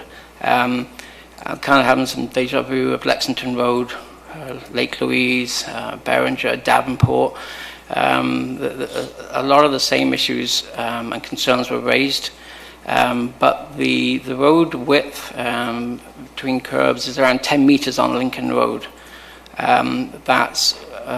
And given the traffic volumes and the speeds, at least from pre-construction, those sit well right in with the bike lanes in terms of the type of facility you should be putting in. The traffic lane widths would be consistent with our other collector roads as well, about 325 meters, so that would facilitate the on-road bike lanes. So Lincoln Road would be reconfigured if approved, just like Lexington, just like some of the other collector roads in the city. So we're trying to become standard. Thank you. Okay, I just wanted to clean up for the delegates that had questions, so I'll turn it back over to Council for questions. So Councillor Burke, Councillor Henry. Yeah, one question first. One second, just Councillor Whalen. Point of order, Mayor. I did hear that there may be some unregistered delegations coming tonight, and you didn't ask if there were any. Oh, sorry, were there people who wish to speak before we begin the debate? Please come up. I see Jeff. I see other. Please come on. Please come on up for 5 minutes.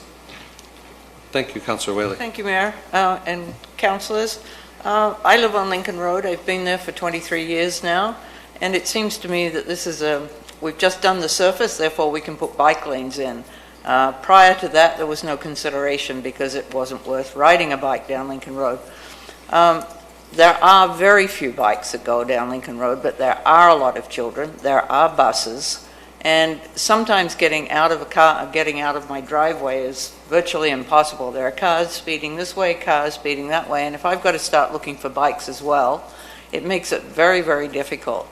I think we're also considering, there's a neighborhood meeting next week for the Moses Springer Park development that's already used by cyclists, but it doesn't have a bike path through it per se.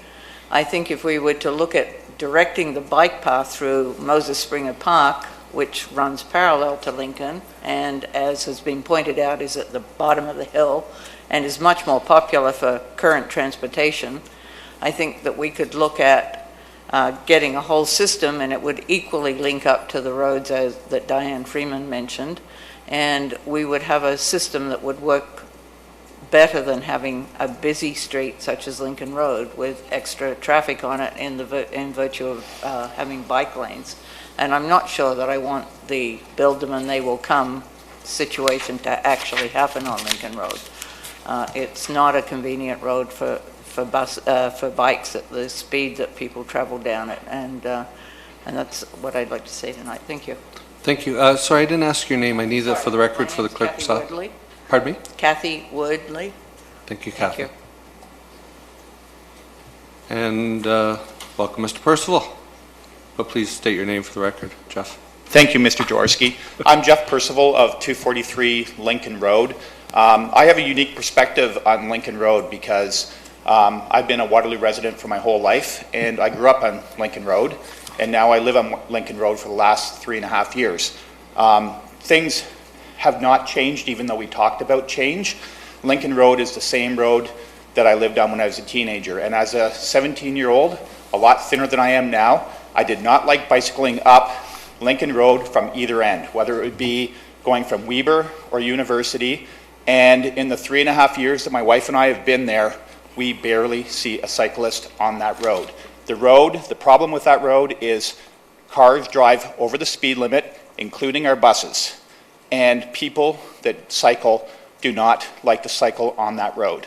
The community in that area on Lincoln Road, I've lived in 5 different areas in Waterloo. I can't think of a more greener community that I've lived in terms of the attitude of the residents that live around there. When I moved there 3.5 years ago, the green bins were out before people were putting the green bins out. The people are conscientious of the community and being green, and I think the people of that area, in my humble opinion, like the idea of bike lanes. I think we're very simply saying we don't need bike lanes where they're not needed and not going to be used. I think if you paint those lines on the road, you're going to find no more cyclists are going to be driving up and down Lincoln Road now than there will be in the future with the lines painted on the road. So the neighbors that have come out tonight to talk, I think are just saying this road is not going to be used, because if you've lived in that area like I have my whole life, and if you even walking, there are certain areas that are a lot harder to walk than others because we are in one of the highest points in the city, and cyclists simply do not use the road. You can pass a motion tonight to paint the lines on the road. I guarantee you they are not going to be used because people do not bicycle up and down those roads. Thank you. Thank you, Jeff. Questions? Thank you, Ms. Percival. Questions for the delegate? Seeing none, thank you very much. And seeing there's no further... Are we allowed to ask questions soon, or? You can make presentations as you did, but there's not questions. It's council asks questions, staff answer them, audience does presentations. Seeing no further delegates, I had Councillor Burke, Councillor Henry on the line. A couple questions to staff. I guess we've heard a lot about if you build it, they will come. So do we have any information on that? If we build bike lanes, do they actually come? I know that isn't specific to Lincoln Road. I understand that, but I'd just like to know.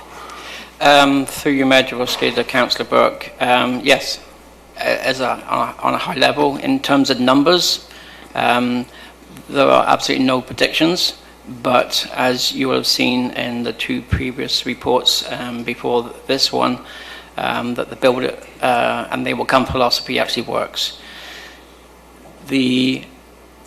what we've been tasked to do through the work, through the Transportation Master Plan and through the community is to link our networks together.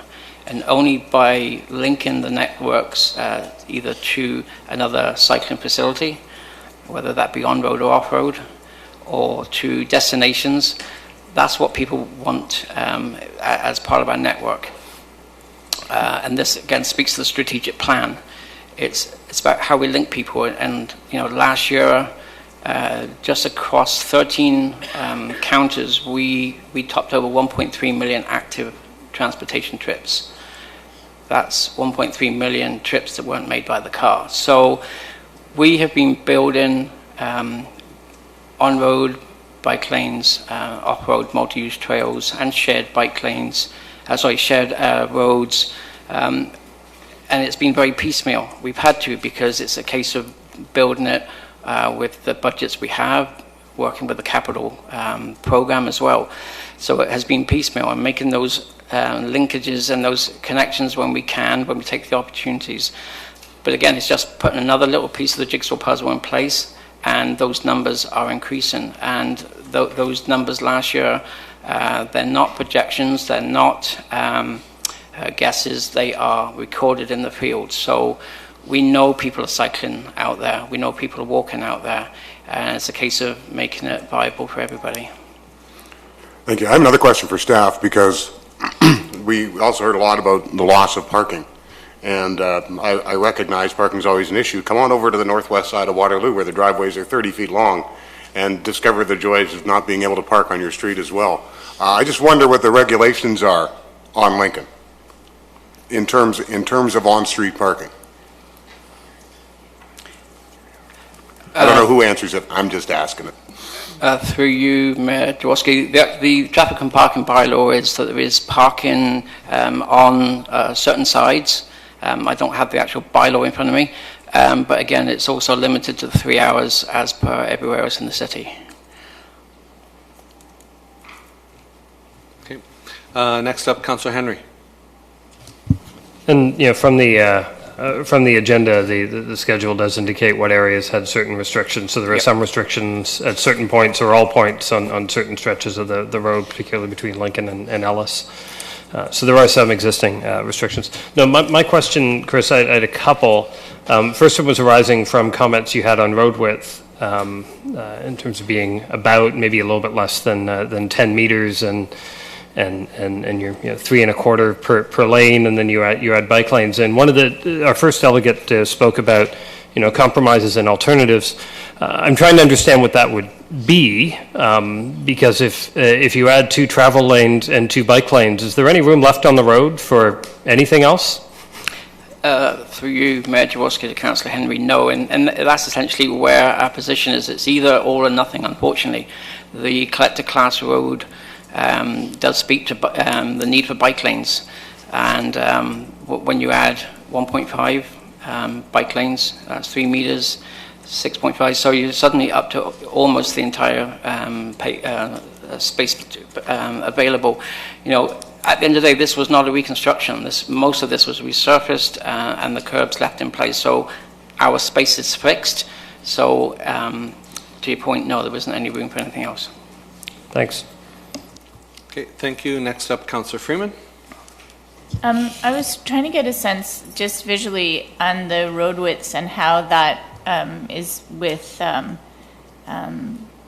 Lexington, because with Lexington, we actually went in and made the bike lanes even wider because we wanted to narrow the road even more for traffic calming measures. So with the narrow, will it be about the same? Like if we put bike lanes on Lincoln, will the travel space be the same as the newly narrowed space on Lexington? Through you, Mayor Jaworski, to Councillor Freeman, yes, essentially it would be the same type of configuration. It just means wherever you place the travel lane determines what's left for the bicycle lane. In this sense, it will actually be greater than, I think it's pushing close to about 1.75 meters. So that would be the space for the bike lane. But the travel lane would be 325. And Lexington Road, once we put the bike lanes down there, we made that all non-parking, right? That is correct. Further questions of staff? Seeing none, it's now open to council for recommendation, debate. Move and motion. Councillor Veith moves the motion. Councillor Freeman seconds the motion. Final discussions. See, yes, please. As a mover of the motion, I'm happy to speak to it. My ward was one of the first wards that really saw a huge change associated with cycling infrastructure, in particular Davenport Road. And Davenport Road was an incredibly difficult installation from the perspective that people really felt they were losing something. It went from a 4-lane road to a 2-lane road with large center medians and on-road bike lanes. And there were no bikes on Davenport Road before that work was done, I can assure you. And we've actually put traffic counters in there. And last year there was over 3,000 bike trips on that road. And when you looked at it, many of those were commuter as opposed to just recreational travel based on the time of the day. And similarly on Lexington Road, and that's a road that Councillor Whaley and I share, and there was tremendous amount of concern with regard to loss of on-street parking and bike lanes. And again, that was a road that was very user hostile. It has a huge hill at the far end where University Avenue meets Lexington. And it's staggering, the number of cyclists that are on that road. They climb up University in both directions from that low point. And a lot of students. And to the extent that people have actually come to me and said, you know, I honestly didn't think anyone would use it, and they are. And we, you know, we had a lot of folks very concerned about paving Hillside Park, and just yesterday morning, in a 10-minute span, I passed no fewer than 6 bikes in that space. So it really. And this morning I was riding down Park, and again there's a street where there's no on-street parking, there's no space for cars to park on driveways. And again, like, the flow of bike traffic on that space is staggering. So it's really hard, it's really bold. I realize that it's really hard when you live on a street and you feel very, you have a lot of ownership for the street, and I understand that. And but I have to support this motion. I really think it's the right thing to do. Thank you. Councillor Durrell, Councillor Veith. I'm happy. I would like to comment too. I'll be voting in favor of this, and I want the neighbors to know that we did listen to what you have to say. I think that it's important that the way that I look at a strategy versus a plan is the master transportation plan is agile, and it needs to move with the city as we move. It's a moving document. And so the arguments saying that it's not in that document, to me, are not strong enough to vote against this. And also, I believe I have to vote consistently for complete streets, which is something that I believe really strongly in, and that in order to complete this street, a bike lane needs to be there. So I will be supporting this motion as well. And Councillor Veith. My comments are similar. I think it would be irresponsible of us not to support this. I think that people probably aren't biking on that road because they don't feel safe, and I see our environmentalists are hanging around here. I think this fits totally into what we've been talking about tonight, our sustainable Waterloo region,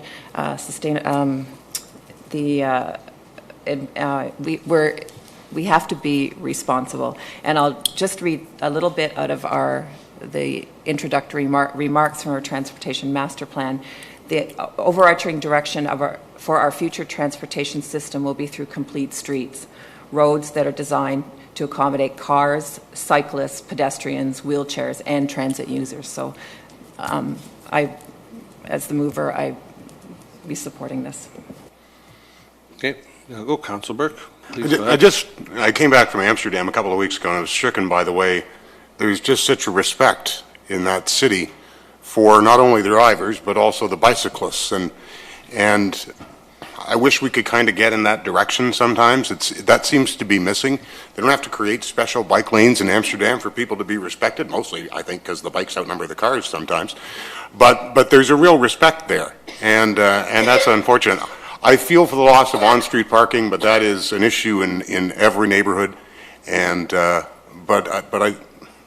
will they come? I don't know. In a year's time, you can come back and say, we told you no one was going to work their glutes by going up that hill, and you may well be right. But if we're going to try to connect this network, this is a way to do it. And I think not that we're trying to force everybody out of their cars onto bikes, but we want to give them that option as best that we can. Thank you. Seeing Councillor Henry with his hand up. I won't reiterate other comments that have been made, only to point out through this, I've pulled our 2011 Transportation Master Plan. It was my first, Councillor Durrell and my first few months on council when this came through. It's one of the documents and strategies I am most proud of from that first term. The City of Waterloo was among the first, if not the first in the province to adopt a complete streets methodology. Canada, Freeman? Oh, how about that? In all of Canada to adopt a complete streets methodology for how we were going to deal with this. And that comes with real change. It is an abrupt change to the status quo, and we heard earlier tonight just how much we need to have a significant change to the status quo to be able to have a real effect on where we're heading in this world, and we all can do a part of that, and municipalities can play a significant role in that. But pulling that document, I looked, page 67 shows our recommended route forward to that, and Lincoln Road is a recommended on-road route. It is hashed, it is dotted, it is there, it is not in the plan, it is in the plan. As something for us to consider, and people can shake their heads, or they can come look at my screen and see the 2011 Transportation Master Plan with that dotted recommended on-road route. So it was something that we were going to consider at some point. Whether we should do it or not was going to be subject to what we were hearing and determination at the time. Councillor Burke's words are good words. Councillor Freeman's history is good history, and we will see what happens here. Okay, so our last call for council on this. Seeing none, I'd like to thank you all for your commentary and sharing your experiences on past successes and changes that have gone on through the city. So with that, I'd like to call the vote. All those in favor? Any opposed? I don't see any. Thank you.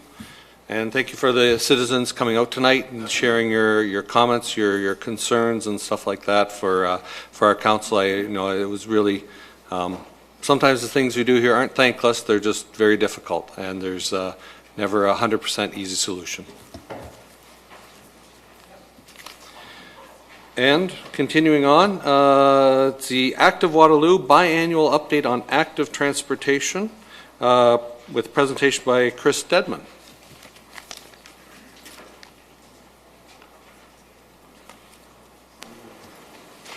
Welcome, Chris. Good evening, Mayor, members of Council. I'd like to introduce tonight and bring forward the very first Active Waterloo report.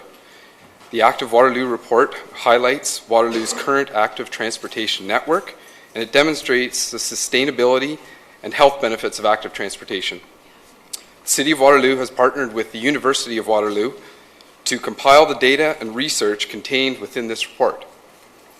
At this time, I'd like to introduce to you Professor Jeff Casello, the School of Planning and the Department of Civil and Environmental Engineering at the University of Waterloo, and Mr. Adam Fraser, a University of Waterloo graduate in civil engineering, to come forward and share some highlights from this report.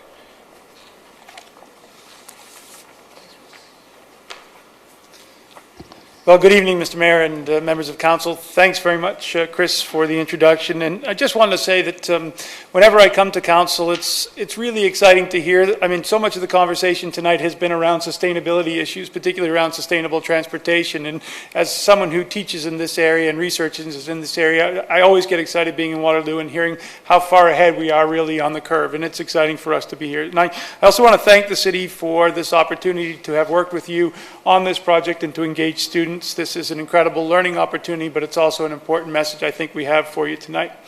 We come with 3 objectives for tonight. You've had a chance to look at the report, but the 3 objectives I think for the report itself and for our presentation tonight is to really draw attention and bring awareness to active transportation and its importance and its impact on the quality of the city in which we live. I think it's important that we are able to put the work that we're doing and that you're doing through the city in context. And I really, the second thing is to draw attention to so much of the work that you've done in terms of the infrastructure that you've put in place. And I don't want to just think about tonight bike lanes or bike trails, but also what's really important, I think, that comes out of this report is so much of the monitoring that you're doing now and the reporting of the data that are being generated. I think that's incredibly important to inform the kinds of conversations that we've just had around this, around the council tonight.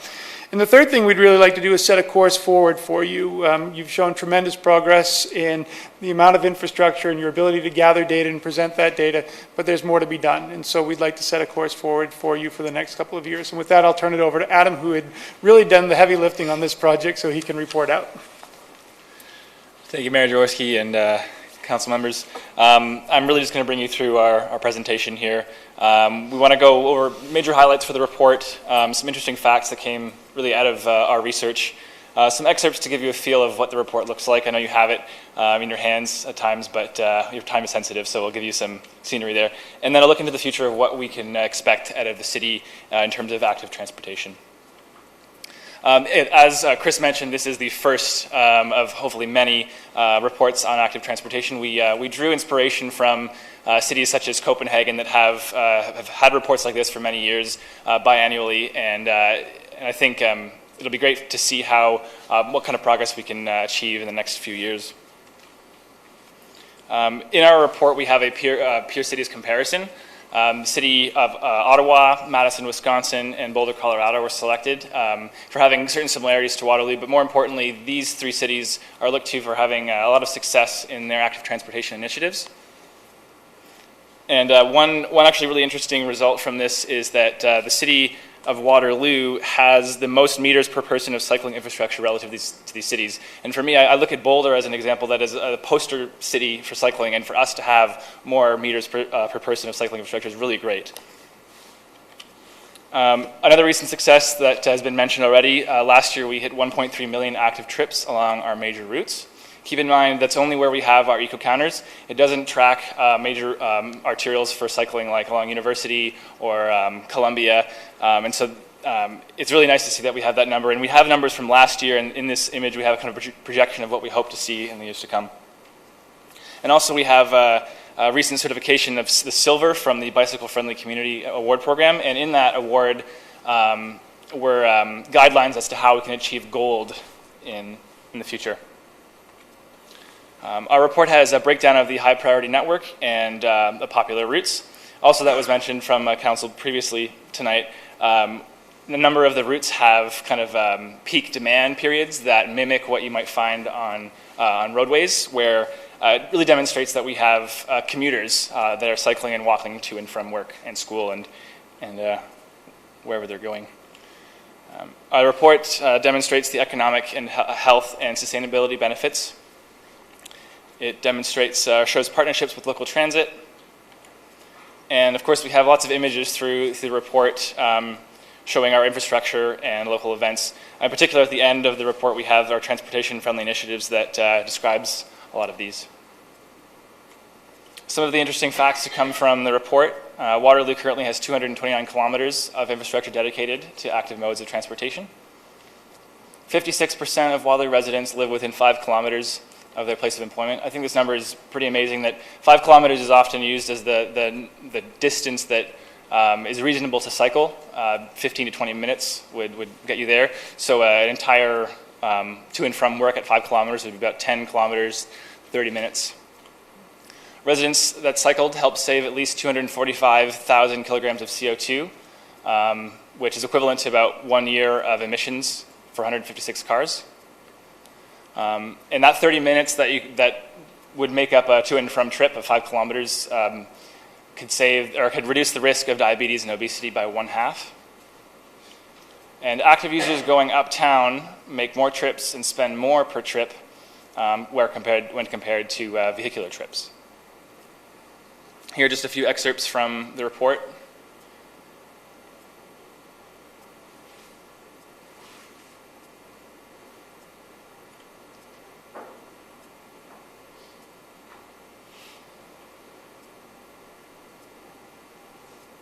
And looking into the future, the City of Waterloo wants to continue to make connections and expand on infrastructure, expand bike parking locations, provide more secure facilities, and partner with private businesses. Work with the school board to expand educational efforts. This was something that came up as an opportunity with the peer cities comparison, and I think it's something that the city would like to move forward with. Take opportunities to expand infrastructure through developments and capital infrastructure projects.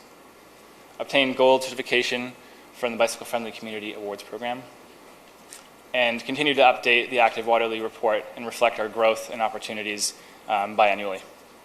Now, some exciting things that are happening this year. We do have cycle tracks going in along Columbia from Herbsville Road to Fisher Hallman. There's also cycle tracks going in along King Street from Central to the Spurline Trail. And we're also, the City of Waterloo, City of Kitchener, City of Cambridge, and the region are partnering with the Community Access Bike Share to expand and unify the bike share system, of which 5 new stations will be placed in the City of Waterloo. That's our presentation. I can open for questions and comments. Wonderful. Wonderful. Simply wonderful. First up, I think, is Councillor Whaley with a question.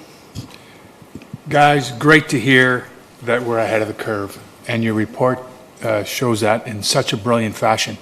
I'm not going to say much for our timing, however, because 10 minutes ago, we had a half a room full of angry citizens leave the room, dejected, angry with the city. We'll be angry for the city for a really long time.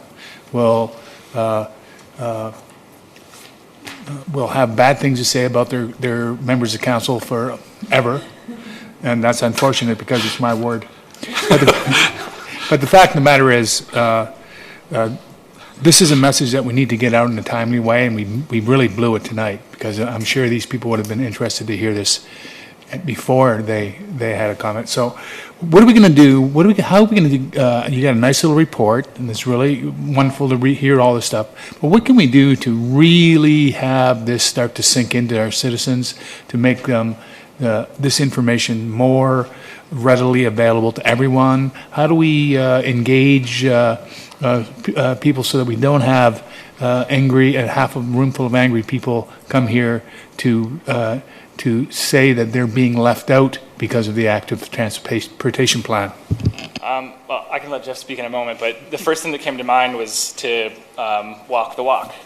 We talk here and there, but the mention of complacency has come up before, but I think we have to move past the barriers as residents ourselves and be out there and make sure that we're sharing with people. Say if you're uptown, you buy an item from a store and say, I came by bicycle or I came by transit, and let people know that this is how you're getting around and that it works and you can do it. And that's really, on ground level, that's how I feel like I can make a difference, and making sure that information is shared. I'm not sure if Jeff has another thought. So when we prepared this with Chris's and the team's guidance, we really aimed for this to be popularly digestible. And I think the format is such that, respectfully, I would suggest that we find a way to disseminate this broadly. I mean, I could see that this be an insert in the Chronicle or an insert in the Record and get this into the hands of most of the residents in the city of Waterloo and, of course, region-wide. I think the information is eminently digestible for the public, and it is impactful. I think there's one other important thing, and I think it actually came up in the conversation before. We do a very good job for any kind of transportation investment, we do before and after studies. So we say prior to this change that we've made in an intersection, the accident rate, for example, was X, and then after the intersection was redesigned, the accident rate was presumably less than X. don't do that in a systematic, dedicated way, in the way that we should for cycling projects. I think one of the questions that our resident colleagues would have liked an answer to would have been, in other cases, what was the change in volume in cycling on certain roadways when changes were made? And I would strongly recommend that any capital project that the city is funding require that there is a before study and after on active transportation modes, so you can begin to quantify what those changes, what the impacts are going to be. And the kinds of studies that we're talking about are really in the noise of any capital project. I think for $50,000 you can do this kind of thing. So if you're spending however many millions on the uptown streetscape, doing before and after there to document the importance of cycling through uptown would have been really important. Just absolutely brilliant advice. One of the things that we just are really lousy at is telling our own story. I don't know why we have so many reports, one of the best cycling cities in North America, and yet it's a secret. And that's really a shame. We're investing heavily in manpower and in philosophy to make sure that our multimodal transportation is a serious pillar. We believe in it, but we're keeping the information to ourselves. Your idea of keeping score before and after is a brilliant one, and could help us with rooms full of angry people like we had tonight to say, in the case of Lexington, it's not anecdotal by a councillor, but there's actually numbers here to point to it. And I think that's a really helpful and useful tool for us as we go forward. Thank you, Councillor Whaley. Councillor Freeman's next. Through you, Mayor Jaworski, I wonder whether we can give our media team an opportunity to answer Councillor Whaley's question, because I was CC'd on some correspondence with the Active Transportation Committee, and I think we are planning to do a press release on this report, so I didn't know whether... Okay, well, we'll ask that of Mr. Chris, Ivoroni and then if might Chris know. has to defer, we'll go from there. Yes, we are planning to do a press release with the Active Transportation Report. We've also been working with communications on, being that this is Bike Month, June is Bike Month coming up here. We want to get this out there, and I think we've got some communications going out social media wise, and just sort of we're going to take excerpts out of this report and sort of drop them throughout the month, I guess, on social media. Again, just to draw some more attention to it and just get it out there that much more. Go ahead. Yeah. And also, well, first off, the link in tonight's packet to this report doesn't work, so it doesn't take you to the report. And I can't find the report on our website, so even when I type in the title of the report, it won't come up. So I think that that's something that we should really work on. And because if we want to drive traffic to these reports and we want to help people to understand them, and I think Councillor Whaley made some great points tonight that would have been really good information for some of the delegates to have had the opportunity to read, even before coming tonight. And we've done reports in the past, and I can't find them. They're not on our cycling page, they're not on our active transportation page. And if I can't find it, I doubt that others can. The numbers in this report are great, and we've started putting down counters, and I think that as we go ahead and we make changes like we approved for Lincoln Road tonight, I think we should just build those counters right into that road when we do it, and then that way we know what's happening. And because right now we don't. Like Parkside is a dedicated cycling route, it's a major connector. And again, I think we'd want, especially with the Ion coming in and the stop at Northfield being there, I think that that's just going to become a huge cycling corridor, and we need to see what's happening there too. The counters are great, and I really appreciate your insight in terms of recognizing that it appears as though it's becoming a commuter choice more than just a recreational choice, and that's certainly what I'm seeing out there. When I'm cycling to work. Thanks. I might ask Commissioner Rapp with his Planning and Public Works hat on to comment on that and how we might, in the future, encapsulate this in planning and implementing. Certainly, Mayor Jaworski. When we're working on the capital works program, what we can do at the early design stage, or perhaps the year before, start putting in the counters in advance of significant public works projects, not maybe a half a block where we're shaving and paving, but more of the significant projects. Absolutely, we can look at that and monitor it probably a year or two after construction, not that first year, and then see what the results might yield. And once we've got actual like data as opposed to anecdotal, we might not need to do it any longer, but it would be good to build that repertoire of data, if you will. And probably the earliest to be able to do it would be next construction year. Is that what you're thinking? Or perhaps one out of that, because we'd probably want to do it in the design stage and build it in as part of that cost. Beforehand, right. Right. Okay, gotcha. Thank you. Councillor Henry, please. I think those are certainly valuable pieces. I mean, smart city infrastructure isn't just IoT, it's sometimes as basic as pre-post. It doesn't have to be 21st century to be smart. So looking back to the first couple of slides and pages in your report, I think the two sets of numbers that jump out to me in terms of the comparator cities are the meters per person, which you've indicated you found surprising when we're looking at it, and I find it surprising given the story. But then on the other side of the page, it's percent of total commuting mode share, and that tells a different story. Can you speak to why you think that might be, and how we can close the gap? And I know, Jeff, that you've talked before about methodological challenges with the StatsCan data on this, and the comparators that look a lot better are in the U.S. So I'm wondering how much of that's methodological and how much of that is stuff that's materially different, where we need to do something different to achieve more value out of our network. I think that the issue is that the StatCan data asks us to report the journey to work data and what is your primary mode. And even if I go from 0 cycling trips per week to 1 cycling trip per week, that's 20% increase, but my answer to the question for StatCan doesn't change. My primary mode is not cycling, and so I don't report it that way. And so I think some of the data around our mode choice is informed by I don't want to say bad, I will say incomplete data collection or inappropriate data collection.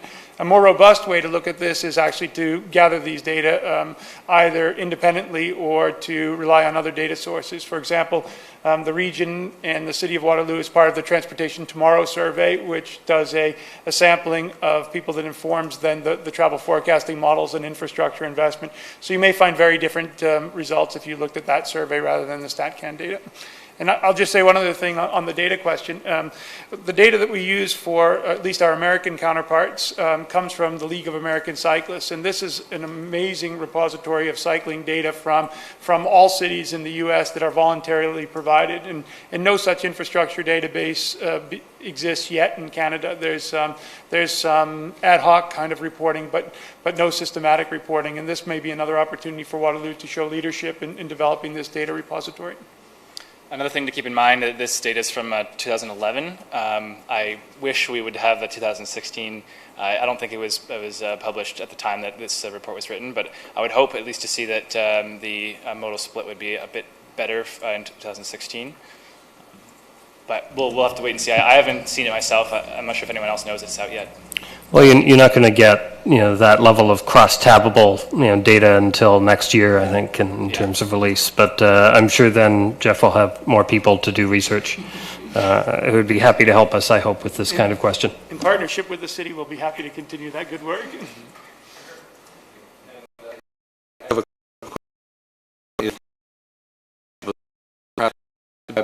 How the partnership with the university worked out on this document, on the involvement of the university and city. Yes, Mayor Jaworski. We got the funding a couple of years ago, and to go forward with the a biannual report. With that, we turned to Jeff Casello and his team to go through and just gather some data and ask them to sort of put this together. So with our team and Jeff and his students and particularly Adam, obviously. We worked together and shared data back and forth and their research and that, and the partnership, I think, worked out quite well, as you can see from the report. And, you know, we would hope that to continue this and move forward in future sort of versions of this report, working with Jeff and any other students in the future, and keep this going, and we can really show how the improvements have been made in the future reports and as we gather more data. Wonderful to live in Canada's education city with so much access to resources. And Adam, thank you, Adam, for all your work on this. And then also a technical question on the, sometimes when we talk about trails and things like that, we don't include the ones on regional roads like Ira Needles because those are regional trails. Do you know if this encapsulates, counts those as regional, or, sorry, exclude those because they're regional, or do we include those because we're within the City of Waterloo boundaries offhand? Mayor Jaworski, yes, it does include the regional. So any regional infrastructure, if there are bike lanes on the roads, that it would include that in this, yes. Excellent, thank you. Further questions? This was just for information, so there's no motion to move.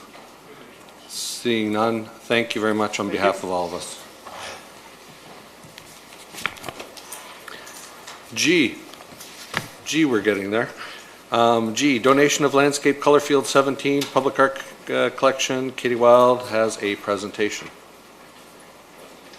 Welcome, Katie. Hello, thank you. Thank you for your patience. I will jump right into it. 2016 was an exhibition year for Contemporary Art Forum Kitchener and area, better known as CAFCA. They're a nonprofit, artist-run organization that presents a free biennial exhibition of contemporary art in the public spaces of the Kitchener-Waterloo area. Last summer, CAFCA and the Canadian Clay and Glass Gallery collaborated to connect the gallery's outside-in exhibition to CAFCA, exhibiting work by ceramic and glass artists, both inside the gallery and outside in various public spaces. One of these spaces was our Visitor and Heritage Information Center, also known as Train Station, located across from the gallery. Landscape Color Field number 17 is a neon light sculptural installation facing out in the window of the train station.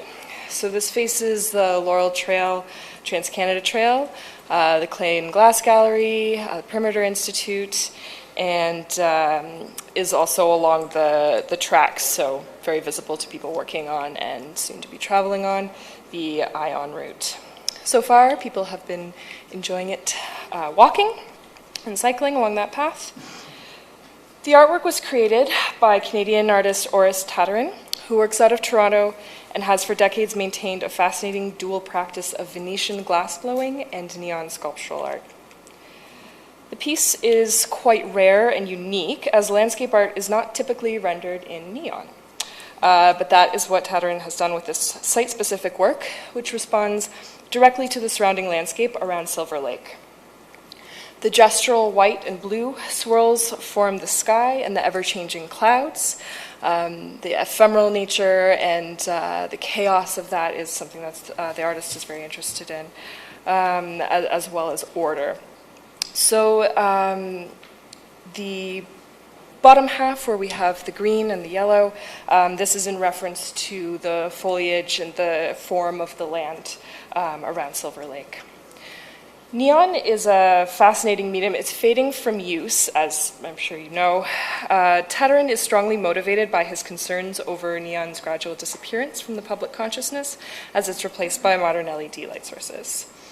One of the things that makes neon so interesting is, and what drives the artist's work in this medium, is the interplay of color, light, and the ability of neon to paint surfaces in space. Neon light has a particular quality of intense color that's eye-catching at a distance, reflects around, and casts its color on neighboring surfaces in a way that we don't see through other light forms. And this is a way that can really transform the look of the space, and we don't see so often anymore. The Canadian Clay and Glass Gallery helped facilitate an application to donate this work to the city's public art collection.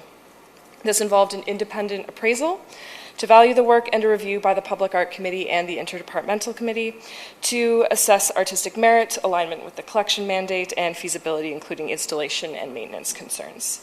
All this considered, the recommendation is that the work, which celebrates the heritage of Waterloo and marks a successful collaboration between two key cultural institutions, CAFCA and the Canadian Clay and Glass Gallery, be accepted into the collection. Thank you, Katie. Councillor Veith. I walked by it on the way to City Hall today. It's quite lovely. I will move the motion. Excellent. Councillor Freeman?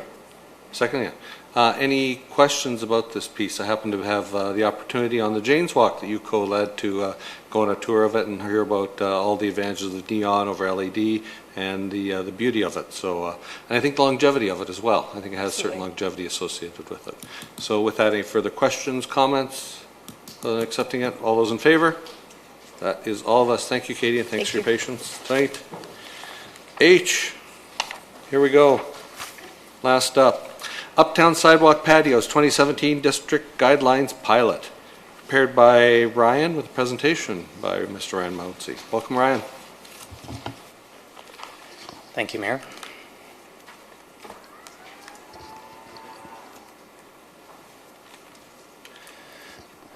Well, Mayor, members of council, ladies and gentlemen, it's my pleasure today to talk about the formal report for Uptown Sidewalk Patio Guidelines. This seems to be very in keeping with the theme of tonight of livable cities and active cities. So I'm quite happy to present to you the evolution that has started from 3 weeks ago when we presented to the Financial Services and Planning Committee, FSMP. Back then we started at a very high level, almost an Everest scale level. And today, over the last 3 weeks, we're now down to the ground level and talking about inches. And so when we go from that distance in terms of big vision down to the nitty-gritty details, I think we're there. We've been working tremendously focused with several groups, including the Uptown BIA. Patty is here with us this evening. We have an actual recommendation from the Uptown BIA that I'll read out in just a moment. We've been working with the project teams of all the major projects in Uptown Waterloo and ongoing conversations with the LRT project team, the King Street Streetscape team, and as well with the businesses. Since 3 weeks ago, we've had 12 different groups outreach to the city, or we touch base with them, and they're interested in moving ahead with actual patio applications for some time this year. In terms of the evolution of some of the comments we received, I would just simply note the following. The Uptown BIA has said the Uptown Business Improvement Area is in full support of initiating a 2-year pilot patio project throughout the BIA boundaries. This will continue to be a vibrant, modern, inclusive, and aesthetically pleasing streetscape for all to enjoy. A second motion was passed that reads, the Uptown BIA will support the purchase of 2 patio umbrellas per applicant and duration of the pilot project. All umbrellas purchased by the BIA will be branded with the Uptown Waterloo logo. This is under review and we're working together in terms of finding solutions to pull together some thematic elements in the Uptown. The Uptown Vision Committee passed a resolution that will be coming to council that reads, to express full support for the proposed pilot patio guidelines as it is aligned with the Uptown 2020 plan, pending clarification of guideline language and an increase of a 2-year pilot project with an option of a 3rd depending on the construction traffic in the Uptown core. The key points here is that this is a pilot and we have a recommendation in place that we can certainly evaluate and discuss today or carry over to next year as we recommend to provide an update to council. In terms of some of the key points, the City of Waterloo has never had rules for patios. This is really starting at the beginning of the race, and in a very quick turnaround time, we've prepared this package as a pilot. I would note that a large concentration of patios are located on regional roads, so we're working with the regional teams to fine-tune some of the performance standards, as this is a collaborative effort and involves a master licensing agreement where the region will download the execution of some performance standards to the municipalities. A growing number of cities are improving patio cafe rules. We highlighted just a few in the report, but in addition to the report, municipalities, note Sudbury, Newmarket, Barrie, these are all cities that are adopting patio and cafe and pop-up guidelines, and the report covers just touches upon a few examples. The ION LRT and King Street projects from 3 weeks ago to today, tremendous progress has happened in terms of understanding the details and how the proposed sidewalk patio guidelines work on the street. So this is still in flex. This is why it is a pilot project, and we're still evaluating some of the details and nuances of these patio guidelines. Just to note that the setbacks from the LRT, the spatial planning along the streetscape work, liabilities, these are all issues that we've had to really wrap our heads around in the last couple of weeks. Our legal teams have been working and supporting us in terms of the basic infrastructure, and we'll have some actual application forms to be ready by end of day tomorrow, so we can distribute those pending your decision today. In terms of a 2017 pilot, we expect to learn from this project and to report back in early 2018 with a report with recommendations, and we can keep moving this project forward. The City of Waterloo is starting from scratch right now, so I think some tremendous progress has been made over the last couple of weeks. This project involves many. I already mentioned about the Uptown BIA. They've been very proactive in this process. The Uptown Vision Committee has been active. But the region of Waterloo has a vested interest in this as well, and we're balancing some performance standards to make sure that we have a livable and active uptown. The LRT teams have been engaged in terms of understanding the nuances, and you might see some streetscape elements and furnishings happen on King Street in the very near future, and we've had to work the patio guidelines in adjustment with these projects. We are in alignment with other cities, and as we evaluate the full resourcing and costs during at least this year and possibly the following year or so, we'll be able to develop some financials with that over the next year or two. The application processes are underway. I noted that we're in discussion with 12 businesses right now in terms of different phases and timing of their patio applications. I'll highlight a few in just a moment. The report recommendations as amended, you'll notice that the report packet was amended on short notice. This reflects the intensity of this project to get something in place quickly, sooner rather than later. And there's some nuances that we worked with the region of Waterloo to add some tweaks to the patio design guidelines on city roads and regional roads, as well as we had to update some of our cross-section details to better reflect the streetscape work. In terms of the purpose, they're outlined in the report. I just highlight a couple of the key words. This is really to promote a strong and vibrant patio culture in Uptown Waterloo. That is the core focus. In terms of promoting vibrant streets to attract patrons and visitors to the Uptown, we see this as an amenity and a core strength of Uptown. Is to promote a memorable Uptown experience supported by distinct patio districts. And there are some slight nuances in the Uptown that are very important that can be enhanced with umbrella branding, landscape details, fencing details, and these are all things that are being explored through this process. To strategically integrate patios along the King Street North Streetscape project, this is what I meant before about coming down to inches. With the new performance standards, it is very tight, and I think that we've reached a common ground where we can get quite a few patios along that section. This is about getting setbacks along the LRT route, and we've kind of finalized what some of those setbacks are, and we can get some actual patios along the King Street frontage on King South between Willis Way and William Street with umbrellas. And to support AODA rules, these are accessibility standards. This is really the crux of having a balanced street. We have many different performance standards that apply to the street, and the patios is a recent addition to these performance standards, so we're trying to learn and how this fits into the overall programming of the Uptown. And ultimately, the goal is to establish a user-friendly process that will evolve over this year and hopefully be better for next year.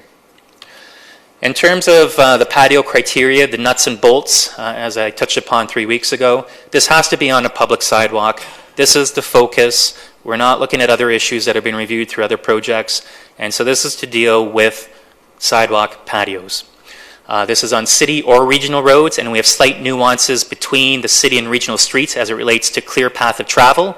And that is a very important detail as it relates to accessibility along the streets. I just simply note that the city streets are a little bit more narrow than some of our major roads, and we need some flexibility built into our patio guidelines to allow patio opportunities in the core. As noted, the city's standards had been flagged at 1.5 meters. That's the distance that has to be free and clear, and the regional standard's 1.8. So that is the goal and intent of these applications, to maintain those standards and to move forward. In terms of the setbacks I touched upon, and we've built some of those in the design guidelines, these are temporary features with a defined patio season. We're proposing April 15th to October 31st, and those are October 15th, excuse me. That's the date in the report. And so this is a test pilot to figure out that timeline, and that's generally in alignment with most cities. Licensed patios must meet occupant load and fire code criteria. This is really important, communicating to the businesses that want licensed patios. The vast majority of businesses would like to have licensed patios along King Street. So that's an important detail because the performance standards change with licensed patio to have a fenced patio area, to have a serving area, and it requires a slightly wider patio. And moving forward, following the theme of the actual design guidelines, in some cases there's standards, so there's a little less flexibility. But it's the diagrams in here kind of show the overall goal and objective of the patios in Uptown. And to locate patios near the building facade, we're calling those facade patios, and to promote those along the business frontage. It's easier to have the servers come into the patios when it's closer to the building entrance, and it provides a more consistent pedestrian throughway along the street. I've already talked about the clear path of travel, and we're working some of the nuances on specific properties. Accessibility must maintain access to entrances, grates, bus shelters, fire hydrants, Siamese questions. All these details, you can't block access to important features, and the guidelines go through some of those provisions. Fencing has to be at least 0.9 meters high. That's for the Alcohol Licensing Act. And in terms of the city bylaws and average bylaws, we're talking just slightly a little bit more higher than 0.9 meters, 1 meter perhaps. Good quality materials, temporary nature. You can't have posts bore into the concrete sidewalks along the regional LRT route, King Street, and many of our new streets. So we're just saying they're temporary amenities, and they should have a base and be removable and seasonal. Umbrellas will be located within the patio areas. That's the general principle, and working with most businesses, they can make that work. And depending on sun side or shadow side, some businesses will want to have patios versus others.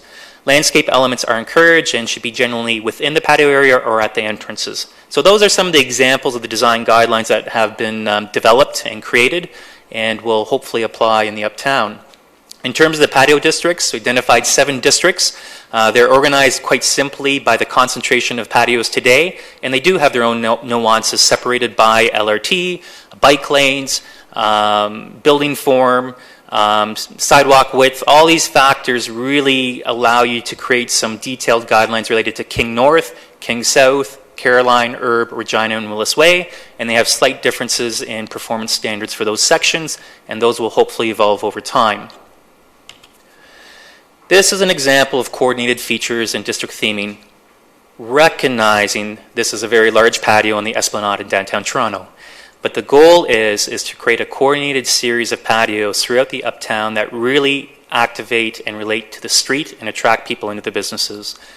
You can go to many cities and see this level of coordination, and we believe what we're proposing will enhance that, albeit on a slightly smaller scale, but still in a very attractive way. In terms of some of the nuances on the street and what I talked about, clear path of travel, I took a picture of Willis Way. It just shows that there's a limited street width, and this is why we need to have some level of flexibility on local city streets to have a 1.5 meter clear path throughout. And if you add a fence on there, we still have to maintain the 1.5 meters, but it technically can work. On some of our larger streets, like King South, for example, we worked with the region to define some of the performance standards. And you can get a 2+ meter patio located along King Street, recognizing 1.8 meters is required for sidewalks, and we need a setback related to the LRT route and a planter box area. So that 6.1 meters gets eaten up very quickly, a third, and hopefully patios account for a third of that street. In terms of the King North section, this is the more technically complicated project, and we're still reviewing the details of this project, and we hope that we can really facilitate some great patios along this section, subject to a few minor tweaks over the next couple of days. This is just a blow-up showing some of the details, and this is a type of patio design you can expect along King Street South as you enter into the Uptown. These are about the dimensions that you could have in the Uptown. Just a few more slides. I know it's been a long evening. Subject to the review in terms of the details, we've had to amend the report and the technical guidelines. We just found some inconsistency on sidewalk sections along the King Street North section. It's become a little tighter in that section of the street. So we are working through some details to make sure that we can get some patios on some key businesses. And again, this section conceptually illustrates that the patio areas, if you have even a 1.8 meter patio, which isn't very big, there's going to have to be some overlap between the sidewalk and the street furnishing zone, and we need every inch to make these things work. And so the guidelines have been updated to reflect that standard. In terms of the process and fees, just the last slide or two, what we have is a complete sidewalk patio application submission that we're asking for. As of tomorrow, late in the afternoon, we'll have the website up and the application form ready and the examples provided with the application form about how to submit. It will be processed through the Economic Development Division, and that's how it's presented in the recommendations of this report, in consultation with other groups within City Hall and in consultation with the region. So we're really looking at a two-tiered process. The one recommendation is to allow a master licensing service agreement and to allow our city solicitor to work at that level, and then for the city to look after the processing of patio applications on city and regional roads, provided we get these recommendations in alignment. We do require, in addition to the application form, a patio plan that shows the dimensions and setbacks to make absolutely sure that we have accessible sidewalks maintained along the street. We will require a certificate of liability with the city and region if on a regional road as co-insured. This is a change, one of the biggest changes in terms of requiring insurance. This is standard for cities, so we're in alignment with other cities on that path. In terms of application fees, this was raised at the Uptown BIA meeting and through previous discussions. We are recommending that we evaluate the fees and apply no fees this year because it's a construction year, and to evaluate the fee potential next year that maybe fits into the other recommendations related to the Uptown BIA and the Uptown Vision Committee. But let's just take this one step at a time and see where we are and try to get a few patios this season. In terms of a checklist, in terms of the applications, we'll go through a series of checklists. The Alcohol and Gaming Commission of Ontario, AGCO, they're a key player in this for licensed patios. This is new for Uptown Waterloo, and so we're in discussion with that organization about how do we process this. Our building standards team has been exceptional to work with in terms of facilitating applications and helping to review that process early on before we get applications, so we hope to resolve some of these issues. And to understand occupant loads. In terms of preparing a patio application form to submit economic development, I mentioned that already. We'll review the applications internally with the key groups and stakeholders and make sure that everything is in compliance and the standards are being met. And to enter into a patio encroachment and licensing agreement with the city. Our city solicitor will be helping us manage through the next couple of steps with these patio applications, sidewalk patios. An inspection process will be involved, and subject to the agreements, if you're not in compliance with the terms and conditions, then you have the ability to remove that. We still have some more details to learn through the year, and in terms of the recommendations, I just simply note as presented in the report, and I appreciate your time so far, is that we're asking that Council approve the Uptown Patio Guidelines as recommended in Appendix A. They've had some slight changes within the last little bit, and as a pilot for 2017 patio season, and to report back to Council in spring 2018. With updated recommendations. I would note, as stated, that there's minor revisions to the guidelines to accommodate regional comments that we did incorporate, and to incorporate minor revisions to the King Street North cross-section that's still under review. Recommendation number 2 is to authorize the mayor and clerk to be authorized to execute a master licensing agreement with the region to the satisfaction of the Commissioner of IPPW and the city solicitor. This is really important in terms of allowing the infrastructure between the region and the cities to allow us to look after the implementation of regional standards on local streets. And the third recommendation, as noted, is to allow the Director of Economic Development to be authorized to execute any patio license agreement or encroachment agreement in the form satisfactory to the Commissioner of IPPW, the City Solicitor, and upon review by the Region of Waterloo. So we're covering all the bases in these applications. And the last one is to Council direct staff to review the patio application and fees and introduce recommendations as part of the 2018 Uptown Sidewalk Patio Update. That's a lot of words to talk about a project that was conceptually thought of 3 weeks ago. We've moved mountains to get it to this point. We still have to learn some of the nuances and details, and I hope to answer any questions you have and to be ready to respond to business needs. Thank you, Ryan.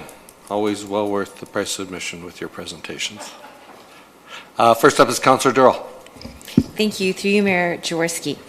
Thank you, Ryan, and to Economic Development and all the other staff who did get this prepared in a short time. It's funny, every time I'm uptown, someone's like, oh, Ryan was just there, or Ryan was just there. So obviously you've been earning your steps uptown. Yeah. So, okay, so my first question is the tough one. So if you go back one slide, well, actually, there's a few tough ones. But, okay, so, forward one. Nowhere in here have I heard when we will actually see a patio on King Street. So when I look, no, sorry, go back one more. You were right the first time. How long does this patio application process from 1 to 6 take? Mayor Jaworski, this is a question I was waiting for. Okay, sorry. We have a number of businesses that are quite eager to install patios. We received detailed plans already on one application that they're ready to receive approval.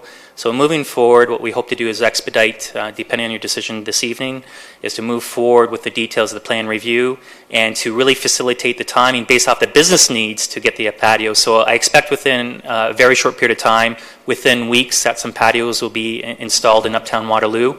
And we could perhaps coordinate with a patio launch, something a little bit more substantive on some of our days once we get a few more patios in place.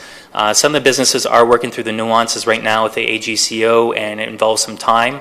So I think that over the summer we'll start to see some nice additions on the King South section. There's at least 4 businesses on King South between Willis Way and William that have expressed interest and are ready to move pretty soon. You'll notice some shops under construction internally, and some of those shops have asked for patios as well. So I think that will be a nice block coming into the Uptown, and to answer your point, that will be the dramatic impact of the patios in the short term. Okay. There's about 7 businesses along the King Street North section that have under construction right now. So some of those businesses are preparing for the side streets on Willis Way and a couple of those side streets in terms of just navigating some of the patios and some evolutions there. So in an indirect way, we should see some patios over the next couple of weeks. Okay. Okay, so by Canada Day, we'll have patios in Uptown. I'll be happy to follow back with you and loop back with you in terms of status of the patios, but we should have some, yes. Okay, great. So can you please go to the King South one that you were showing there? Yeah. So it's showing a tree beside the LRT. I thought that was not something that was possible. Mayor, through you, Mayor, Councillor, you're very astute. My graphic abilities on short turnaround times. Sorry, I couldn't find a pyramidal oak that would not encroach into the LRT buffer zone. And so I take full responsibility for that technical faux pas. But the point is about the setbacks and where the landscape planters go. Got it. And where the people can actually walk and the organization of the streets. So yes, you are correct. There should not be leaves cutting into that area. Okay.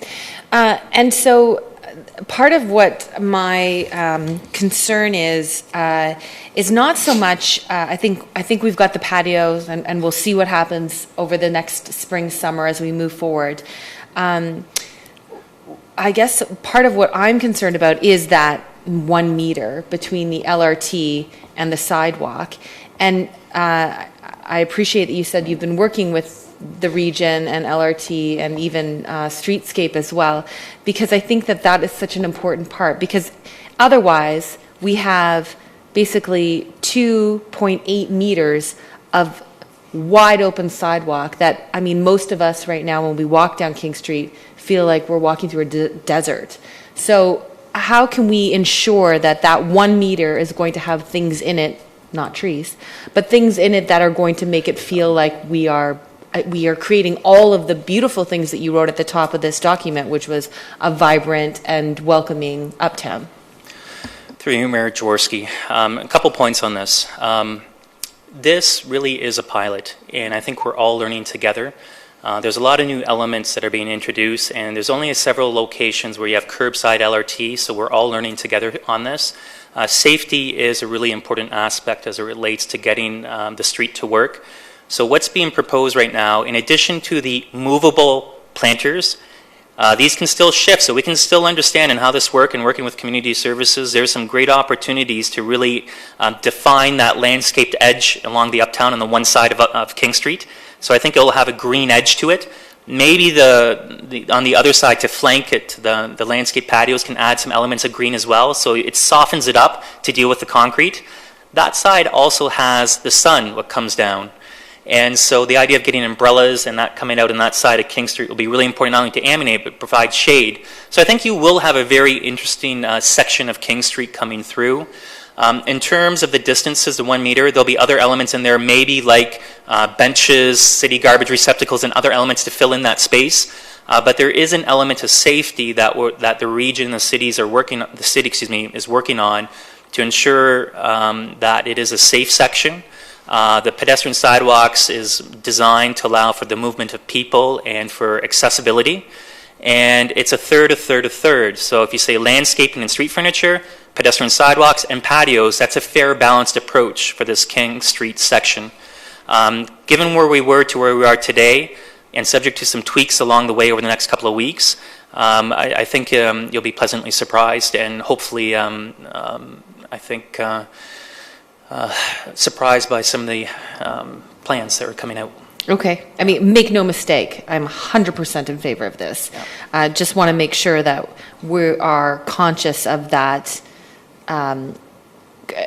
I guess, and I think it's really enhanced right now because the LRT track is there and it's 3 meters and then it's another meter and then we've got this. So it just feels so massive. And so that was another thing I wanted to bring forward. And I know we're piloting, and as I said, I'm 100% in favor of this.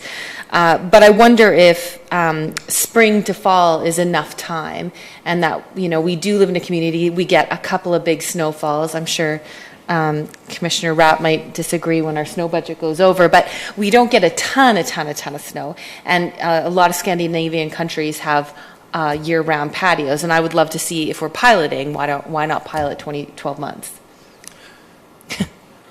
with blankets? Mayor. And so I'm just going to throw that out there. And then the other thing I was going to throw out there is that, I don't even know if you want to answer that question. Do you, Ryan? Through you, Mayor. Yeah. You asked it. Go for it. So I think to get back to the issue of that 1 meter separation, it's also there for snow clearing as well. So for the snow that we do have, that's an important strip in area to accommodate snow storage. A lot of this has been thought out, and we have to learn from it. So let's start and be consistent, if I may suggest, to follow the general patio season. Snow clearing in the winters, and the way that we're proposing removable, and we have agreements in place not to actually break the sidewalks. So these are movable patio and fenced areas. Okay. So let's learn from this experience. The businesses are quite eager in that section of King. There's some great opportunities to really enliven the street edge, and I think that now is a good time to learn from that. And maybe we can learn to see how that unfolds, but the seasonal aspect, I think, is a good start for something that's new to Waterloo with licensed patios, and allows us to manage the street and safety issues that we're trying to balance. And if it really takes off like everyone's hoping it will, let's continue to evolve and to work with our partners to make it happen. We have the Uptown BIA that's been very supportive throughout. I know the region's interested in and supports vibrant streets. And there's still some technical details that we have to finalize through this pilot process. So let's start with hit the ground running, and we got to walk first before we run, and I think we're on our way. Okay. And the last question I have for now is, one of the things I've heard, we're recommending high-end furniture and fencing. And so I'm wondering if it's possible, it's not a today thing, but if this is something that we can look at the CIP, the Uptown Community Improvement Plan, as something that we can help our Uptown businesses with making this happen, because it is a large expense. Through you, Mayor. I just simply suggest that when the next CIP report update comes up, maybe that's a question to ask the team there. Okay. And that has been reviewed, and so maybe some thoughts and suggestions and recommendations can come up at that time. Okay. We did review it, and the thought is to move ahead with the plan as proposed, and that meets the intent of the CIP program. But if there's changes to that might be the good opportunity and the right time to ask. And then the only other thing I would like to add is I sit on both Uptown Vision and the BIA, and one of the questions that many are around the idea that we're going to do, it's free for 2017, correct? Yes, we are proposing and working with the city solicitor and our internal teams This is a pilot project and we're learning from it, and so I think what we said, that there are no fees as it relates to an application fee or licensing fee for this year. Great. We said to come back as part of the recommendation 2018 with the series of recommendations. Mhm. I also highlighted and read the recommendations from the Uptown BIA and the Uptown Vision Committee that said extend that out further. Yes. So my thinking is that why don't we evaluate that in 2018 as we get through the process and see what's involved, or council, you have the decisions that you can make along the way is today or in early 2018, so it's up to you. Yeah, the only thing I would like to amend is that we would move it to be free for 2018 because so many of the businesses north of Urb are under their second year of construction. Sitting out on a patio today, the amount of dust coming off of King Street it's impossible. And so allowing all of the businesses in Uptown to take part in this pilot project, whether it's this year or next year, to give them the same equality. So that would be the only thing I would want to put forward. My only thought on that was the fact that we're going to continue construction along King Street, and I'm just wondering if the existing recommendation as it stands suffices, because we'll look at reviewing it and we can make the decision later when the staff come back with their study to understand what the costs were involved, if there's much cost involved or anything like that, and we can decide as a council how long we want to make it free for, as an example. Further questions? If not, I have one comment. Any questions? One comment, I know right after the November 30th opening of our streets, happened to have the opportunity to come uptown with Ken Sealing and Tom Galloway, and both remarked seeing the welcoming open sidewalks, how this is ideal for patios. So I'm just pleased to know how enthusiastically the region worked with helping you out, and maybe Commissioner Camrapp can pass along our thanks to your counterpart there. Because this is something that we really want to move forward. And knowing the region with their road is moving forward with us, it's certainly appreciated, for sure. Somebody probably wants to move the recommendation. I bet you it's Councillor Durrell. Seconded by Councillor Henry. Any comments? All those in favor? I do have a comment. If you already waved your hand. It's our responsibility as community leaders to approve this tonight, and I think it's also our responsibility to be patio culture leaders as well, and that we get to all these patios throughout the period of the pilot, and so that we have a complete and fulsome knowledge of the experience ourselves before we go forward. Thank you. And I apologize, Patty, were you intending to speak or you're satisfied observing? Okay, thank you, because I know we talked when you first came in about you speaking, so thank you very much. Councillor Freeman, Councillor Henry. I'm down for a patio, having a passport, a council passport, and we have to get little stamps for every patio to say we've been there. Yes, on council night. Thank you. Councillor Henry, please. On point. I mean, I'll agree with. I'll agree with Councillor Whaley for one. Certainly, I'm happy for him to do a first round and then start making some suggestions so that we can find some efficiencies in this approach. But Ryan, I just wanted to say thank you for all your hard work through this and the team. I know it's a broad team that's worked on this, but Ryan, you're the face of a lot of this, and I appreciate it. And the other thing I appreciate, and I know the Grand River Accessibility Advisory Committee, through the notes that have come through here, also appreciates the clear path of travel and how attuned staff have been to make sure that everybody can access these great new streets into our uptown. And I appreciate the diagram and the guidelines as well that indicate it's not just 1.8 meters, it's a consistent 1.8 meters. You can expect to move forward without bumping into things, which is especially important if you have vision challenges or other issues rolling through uptown. I know that's also a message I'm happy to pass on to my wife. That was, aside from sitting on patios, her number one concern was not accidentally bumping into them while she's tweeting about the patios walking up the street. Great. Thank you very much, Ryan and team, for all your help in herding cats and getting this done. All those in favor? That's all of us. Thank you. Okay. Thank you. We are now finished item 8. 9, 10, 11, 12, nothing there. Under new business, perhaps let's talk about, Councillor Henry first. It was going to be, Bike Month. Someone was going to talk about Bike Month. Councillor Freeman. Sure. So, today we kick off June's Bike Month. The City of Waterloo is a growing bicycle community, as we heard in the Active Transportation report. Share the Road awarded City of Waterloo a Silver Bicycle Friendly Community designation in 2012. City of Waterloo continues to set ambitious active transportation targets and is striving for gold for the 2017 submission. I'm going to highlight some of our work. We have a strong and growing network of bicycle infrastructure, including the raised bike lanes as part of the King Street Uptown Streetscape project. We have over 150 kilometers of off-road trails and over 60 kilometers of on-road bike infrastructure. Our trail counters counted 1.3 million walking and cycling trips in 2016. We have a bike share system that's expanding to have more stations across our city, including at the University of Waterloo.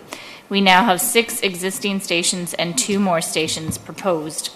New this year, City of Waterloo has bicycle bylaw patrol officers. These officers will be patrolling our parks. They have completed the Can Bike 4 training this past May, which leads us into our expanding bicycle education programs. This summer, we are offering Can Bike programs for all skill levels, from very beginner, learn to ride, to advanced, at the Waterloo Memorial Recreation Center. Can Bike 4, the course our bylaw officers completed, is the most advanced course we are offering this summer. This means you can sign up and earn the same certification as our bicycle bylaw patrollers. Sign up is online at our express registration website. For cycling education in schools, Cycling into the Future is teaching 400 grade 5 students how to cycle this year. City of Waterloo is also developing a cycling education video, with the first video being completed this June. City of Waterloo is having educational blitzes for Bike Month, and the key dates are June 14th, June 21st, excuse me, and Sunday, June the 18th. On the Wednesday nights, the City of Waterloo is orchestrating the region-wide Bright On campaign. This campaign is to educate cyclists about the laws and importance of lighting your bike while handing out free lights to cyclists. So again, that date is Uptown Waterloo, Public Square, Wednesdays, June 14th and 21st. That's the Bright On campaign. On Sunday, June the 18th, at the first open streets of 2017, the City of Waterloo is offering a bicycle education center. We hope to see everyone there June 18th in the City Center parking lot, where Can Bike instructors, city staff, and Waterloo Advisory Committee on Active Transportation members will be teaching bicycle education. We will cycle down to Open Streets, which has an amazing lineup of activities this year, and come to the Bicycle Education Center to learn how to equip yourself and your bike, practice fixing a flat tire, and hone your practical cycling skills in our riding course. This Bicycle Education Center is Grade 5 Counselor for the Day Mackenzie Dupuy's one idea. Mackenzie had the idea of a bicycle education day to help everyone be active and reduce pollution. To recap, we're excited to be cycling to this, I'm hopeful that for an upcoming meeting in June, we can all cycle to council to recognize Bike Month and to celebrate all that our city does to go for gold in the Bike Friendly Communities designation for 2017. You know, we do have that big bike coming for Heart and Stroke. Maybe we should all jump on that and go for a ride. Anyway. I'm happy to ride my own too. Okay. Thank you. Councillor Henry. So I'm on the agenda with the all-council meeting motion that I so move, and I'll have a comment on if I attract a seconder. Second. Thank you. Reith, yeah, everybody. Councillor Reith, thank you. So for the members of the media that have not yet left, which is Rogers, this is you got to stay to the end if you want to get the good stuff. This motion is going to be a very unique meeting of the Waterloo Woolwich and Wellesley councils to receive that report, those reports that council asked for in late March on what's going on in the local distribution sector and the broader energy sector, and how those options may relate to us. Including elements for public engagement on those questions. So all three councils will be getting together to receive this information and to have a discussion and make a determination about phase 2 next steps that they would take. So certainly invite members of the public to attend, and I know we expect to get this information out to the general public later this week, hopefully Wednesday, but certainly later this week. And the media, certainly we'd expect to see there as well. I'm sure it will be a good conversation. And we need to vote on that. All in favor? It's all of us. Thank you. We have some bylaws here, at least 3. Someone want to move the bylaws? Councillor Burke, Councillor Freeman. All those in favor? It's all of them. Anybody want to adjourn? Councillor Durrell, Councillor Freeman. All those in favor? Councillor Whaley. Yeah, opposed. Councillor Whaley's opposed. We're done.